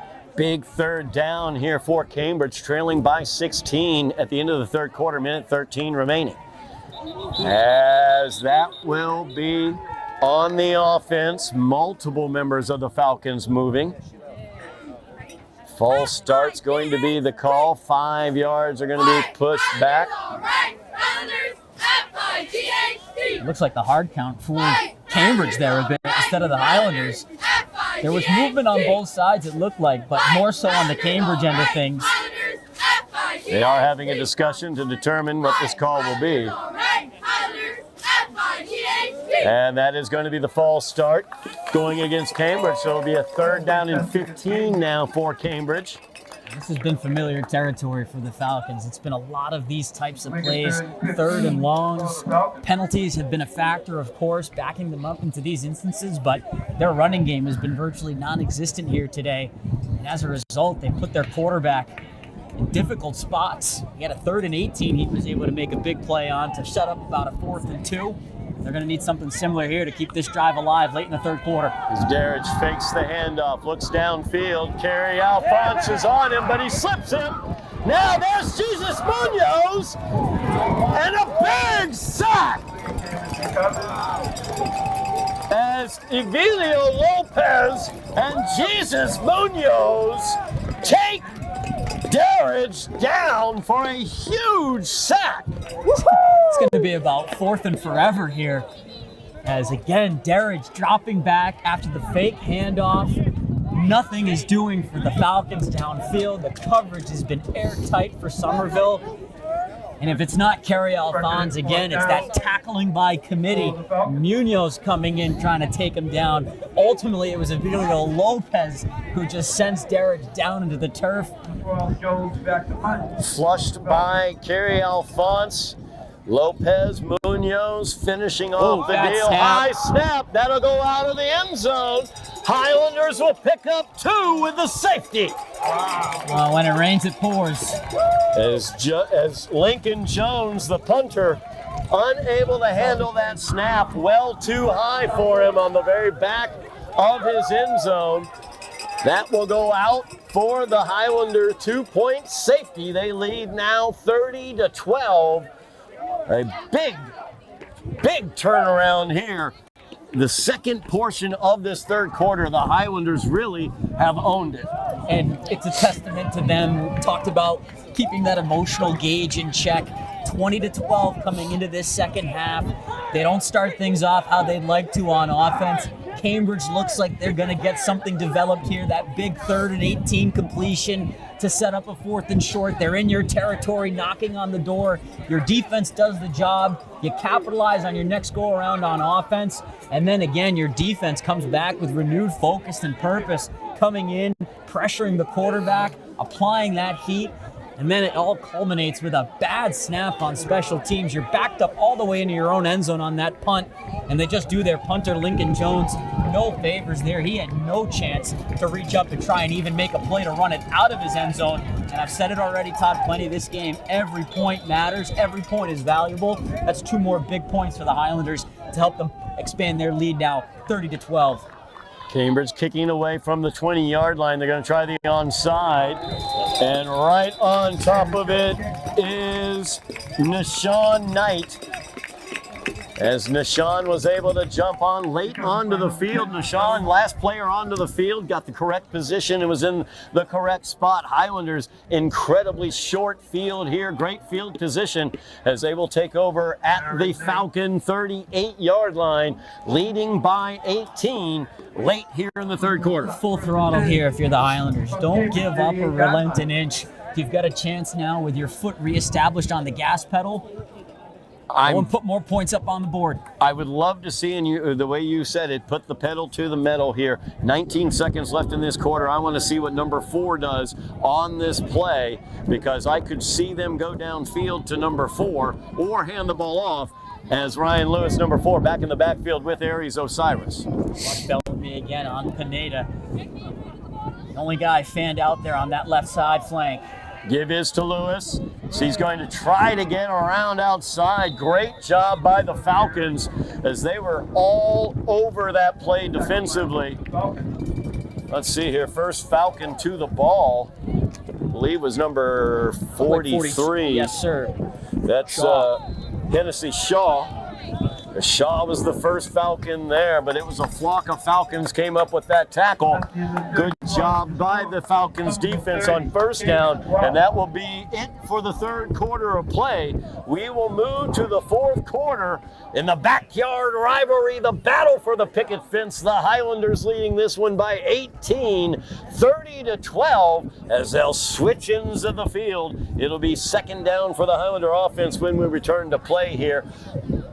Highlanders up and down game so far. lots of emotion in this game, and it's really been discipline that has really made a huge amount of difference for the Highlanders. I think about that sideline penalty, that unsportsmanlike on when the Falcons wanted the intentional grounding call. Since that call happened, it has been all Highlanders since that call in the third quarter. And the Highlanders, they've picked up a flag or two here in the second half, but they've really done well to keep themselves emotionally under wraps. No personal fouls, no 15-yard penalties, no freebies, which is huge because it looked like, again, to start the second half, that Cambridge was going to try and take advantage of things, moving the ball down the field.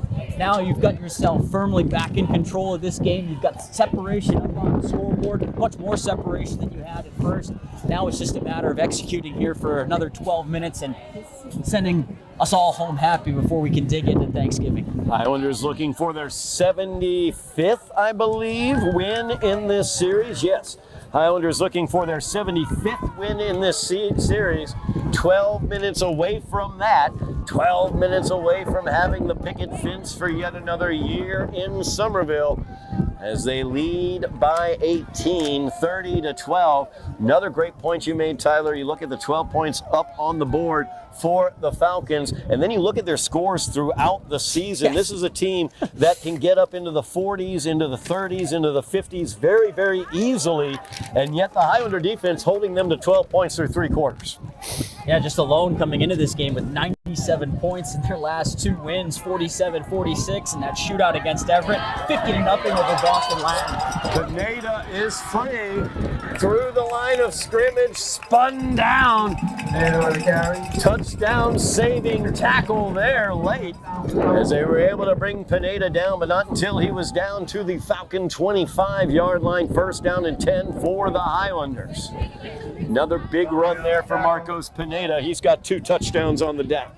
And if it's not Mac, and if it's not Lewis, who has been fairly kept under wraps here today, it's Marcos Pineda. Just pick your poison, really, if you're the Falcons. And Pineda finally getting himself a big rip here in this second half after picking up 2 first-half scores.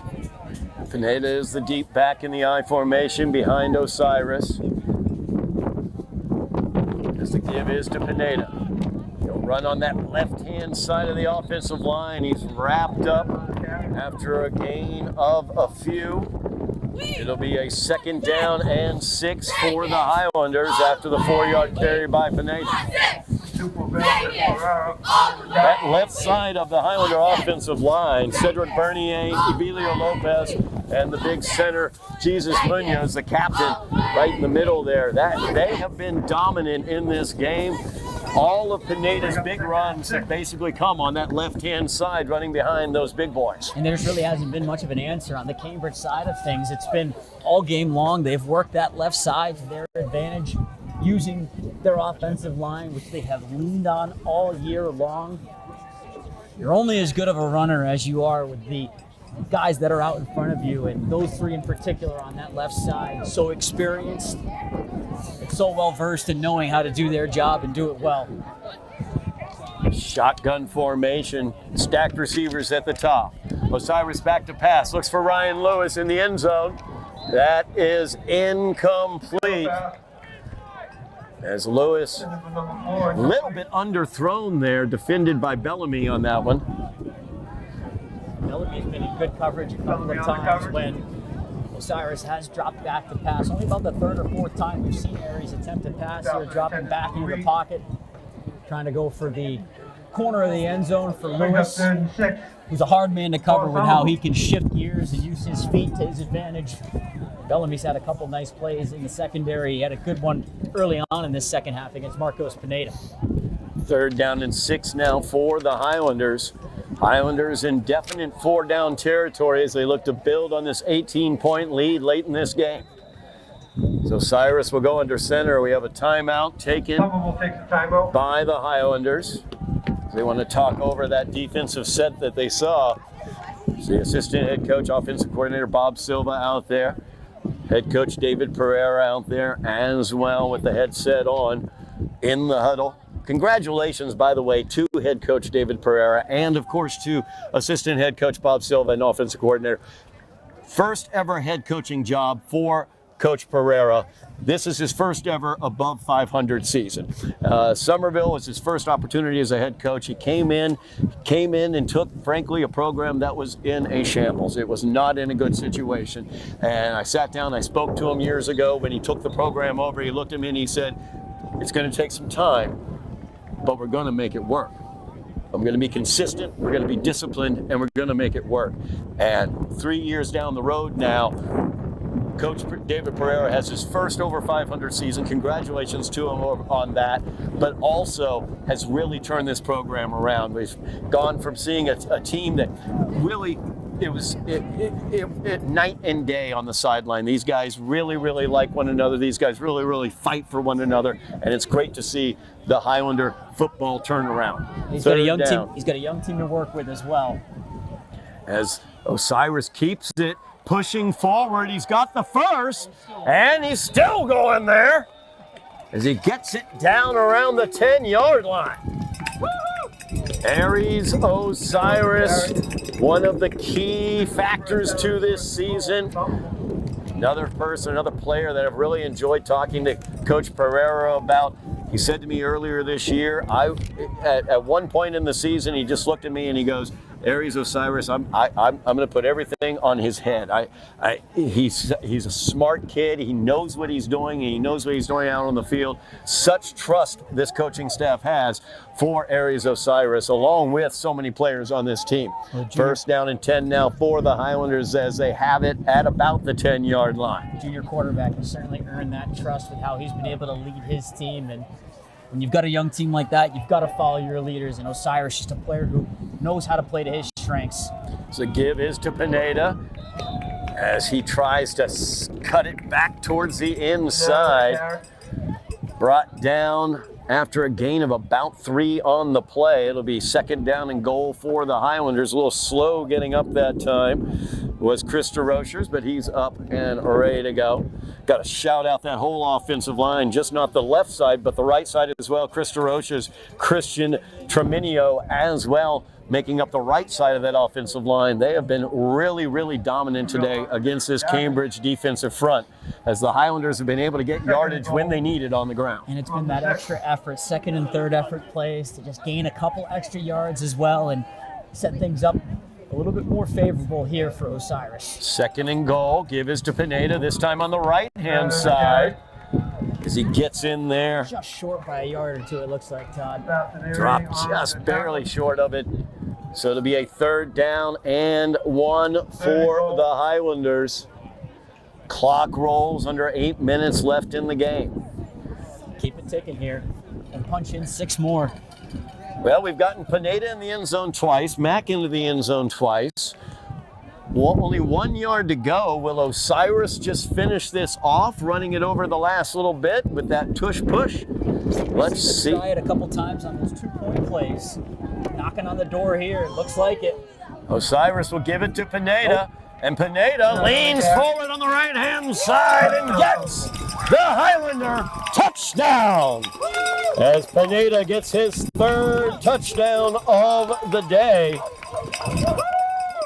Highlanders lead this one 36-12 now, pending the extra point. We were talking about hockey season, Todd, so why not a hat trick for Marcos Pineda? Absolutely, absolutely. 3 of them on the ground. That one his shortest of the day by far. It looked like maybe they were going to set up for the tush push with Kerry Alphonse lining up there in the backfield behind Osiris, but subtle little handoff to Pineda stacked up along the right side. He didn't have very far to go, and fairly easy 6 points to punch in for the Hattie, and a 36-12 lead as they'll go for 2 here. 2-point conversion pending here. Osiris in the shotgun, throws that one out to Pineda. Hook and ladder, and oh my goodness gracious, Emilio Lopez in for 2.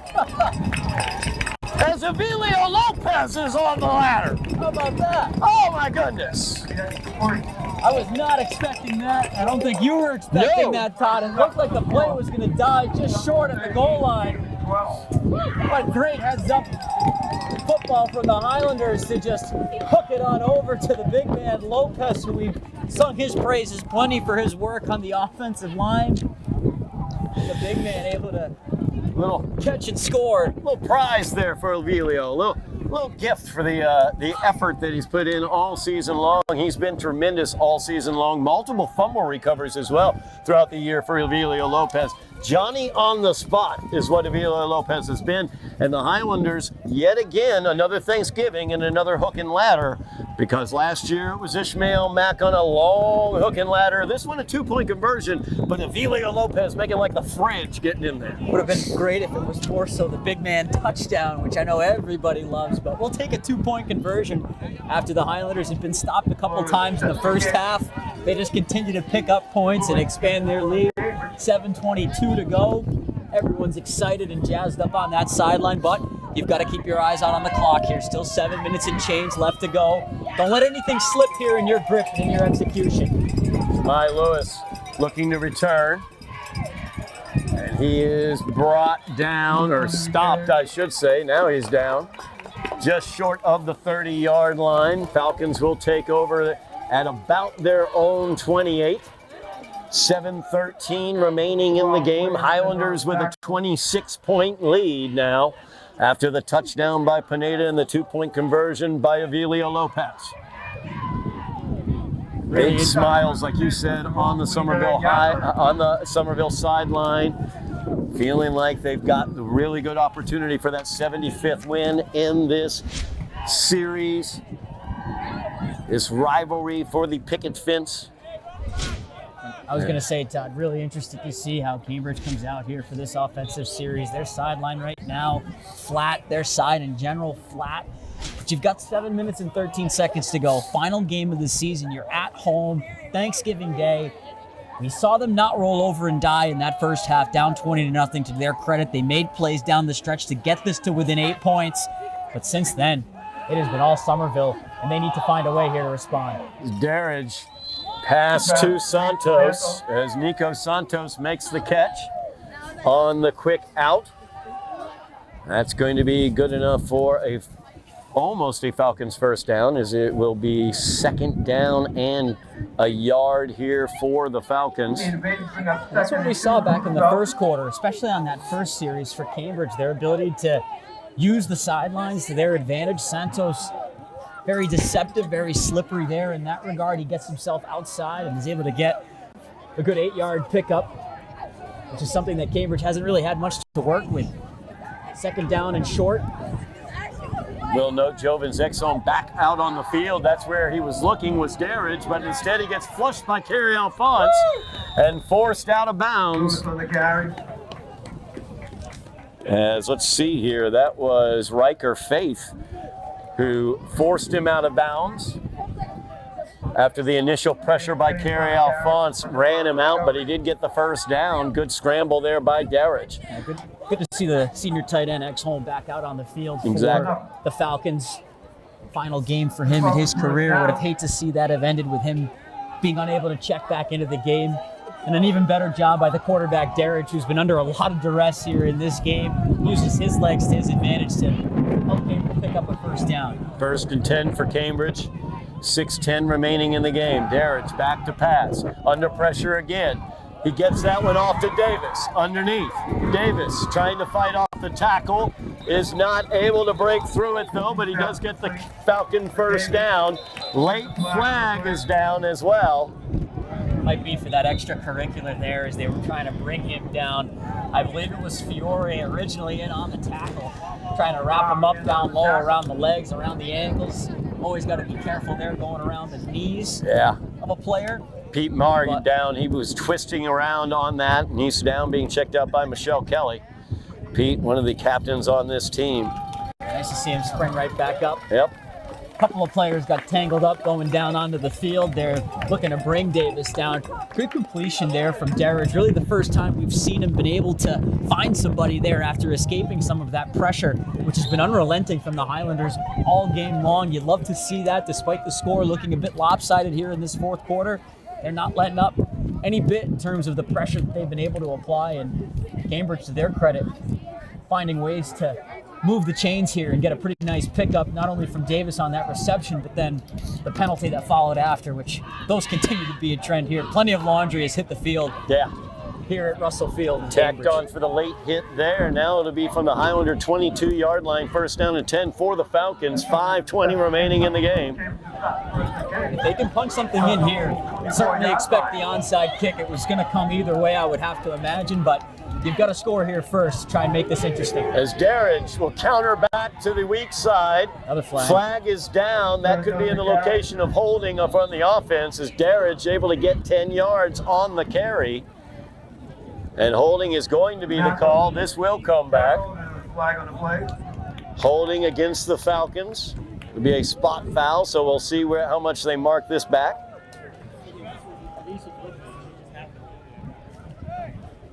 Good run there by Darridge, and that's something we've not seen throughout the day. We've seen Darridge show his athleticism, but under duress. That was a planned run by Darridge that was used to great effect countering against that attacking defense of the Highlanders, but the holding penalty will bring it back. First down. Something for the Highlanders to note, though, here late in this game. Darridge might look to get a little more mobile out of that offensive backfield. It will be first down now and about 20 as the ball back at the 31-yard line. And I would believe that was the tackle, number 50, Eli Postal, who picked up that hold there on the line and rubs out a really good-looking design run there by Darridge, who we know is a heck of an athlete. He's got a heck of an arm as well.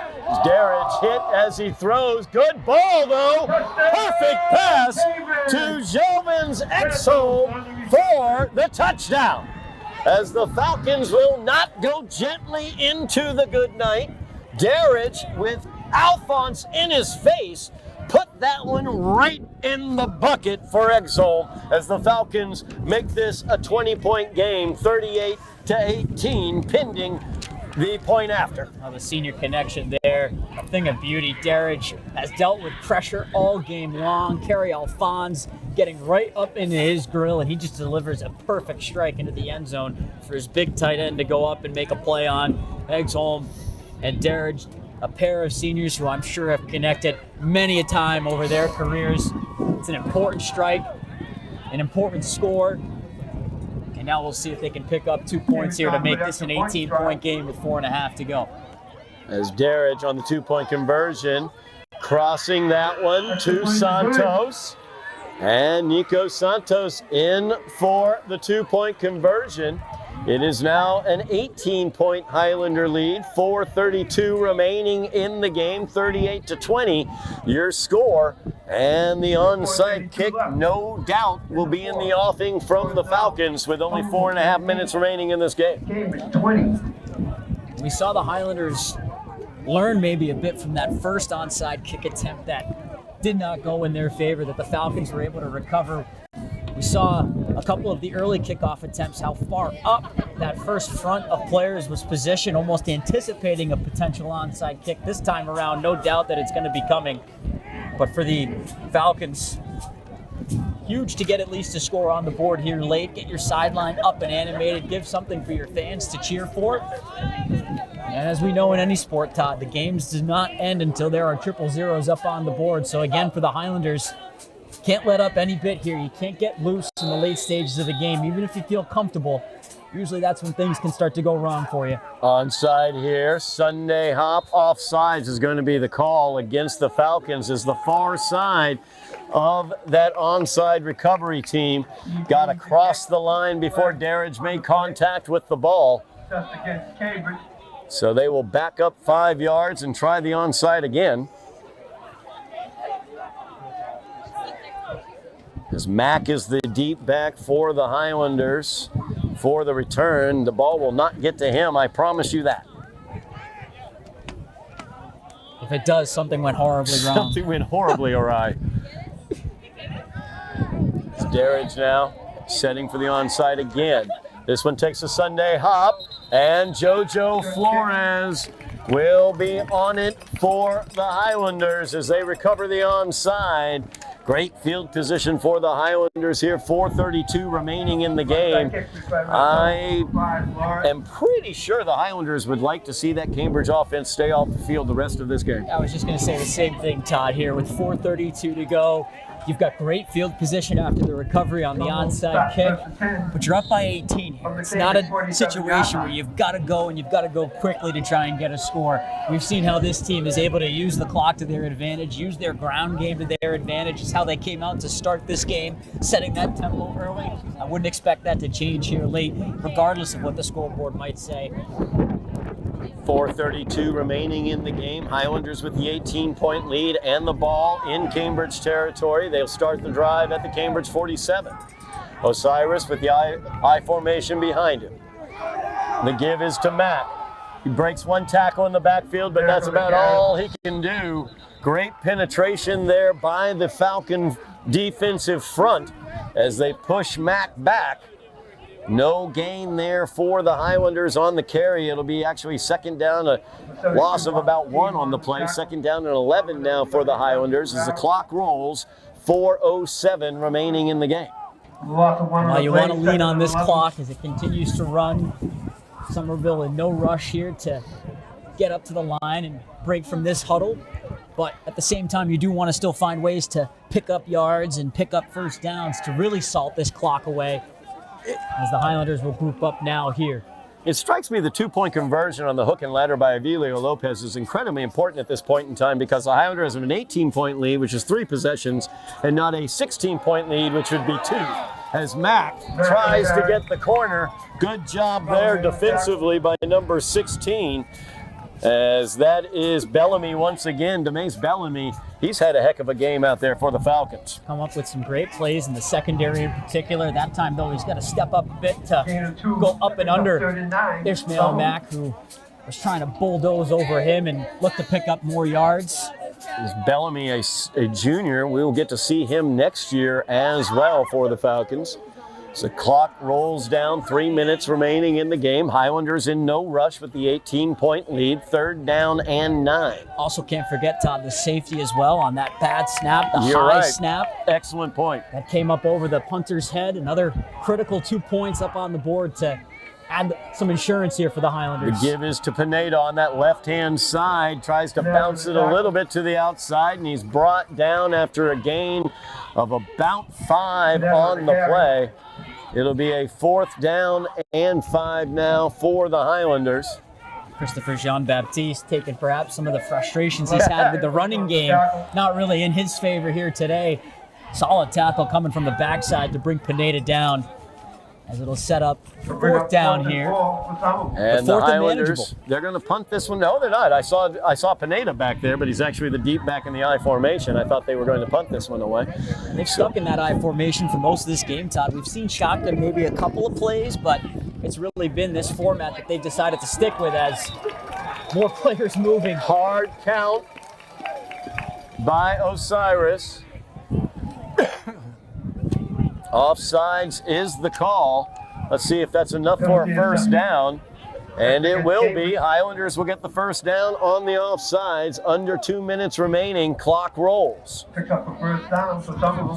Highlanders looking for their 75th victory in this rivalry.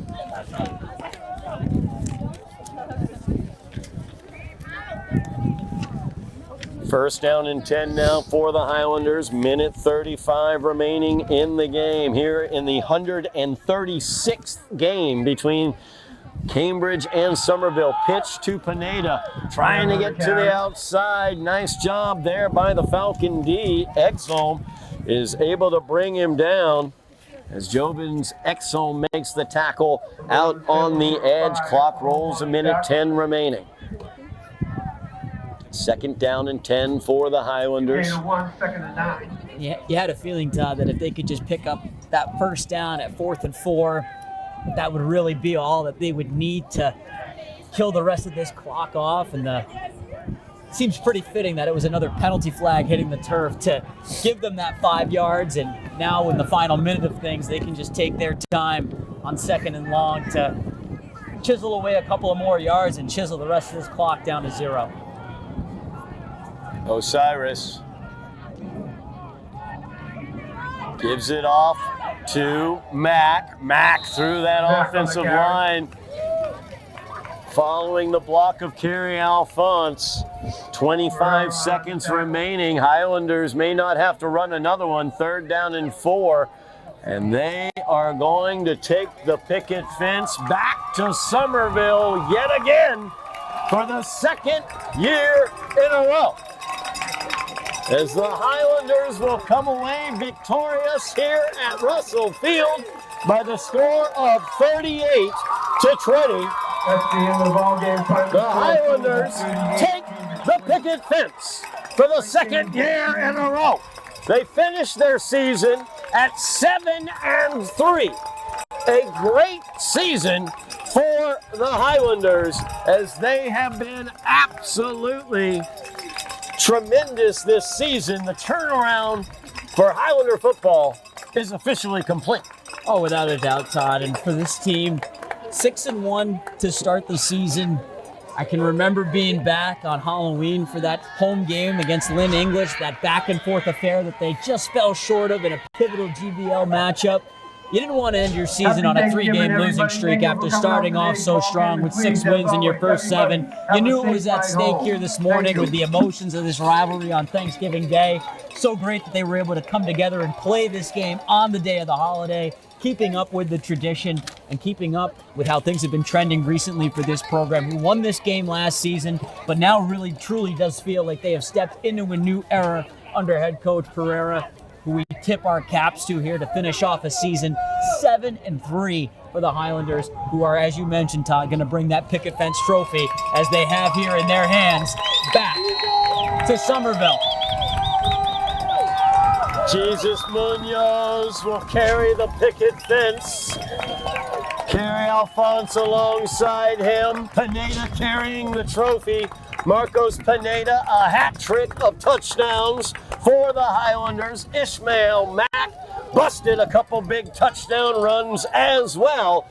And the Highlander defense solid throughout the day as they held this explosive Falcon offense to 20 points, defeating the Falcons 38-20. The picket fence will stay in Somerville as the Highlanders celebrate. I want to thank the seniors on this team, recognize the seniors on this team: Ishmael Mack, Jojo Flores, Louis Rivas, Nashawn Knight, Danny Gwynn, Jesus Munoz, and Emerson Rodriguez.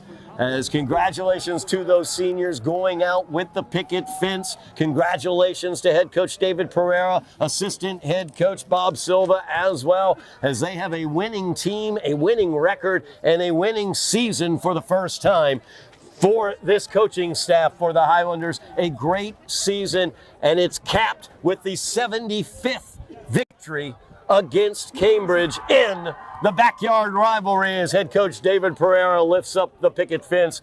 Tyler, great game here for the Highlanders on this Thanksgiving. Just a great way to end off what really was a great season for Somerville. And we talked about all broadcast long about how young this team is, about how promising the future can look. Now you've got that winning culture established, at least at the foundation level. And it's exciting to see now what the future is going to have in store for this team as they go forward here. But as we mentioned, 7-3 sounds a lot better than 6-4, and ending on a win, a marquee win like this on Thanksgiving Day against our rivals, the Cambridge Falcons, just feels so much better now to go in and celebrate what should be a great Thanksgiving for all of us around. Absolutely a great Thanksgiving for the Highlanders here at Russell Field as they come away with their 75th victory in this series.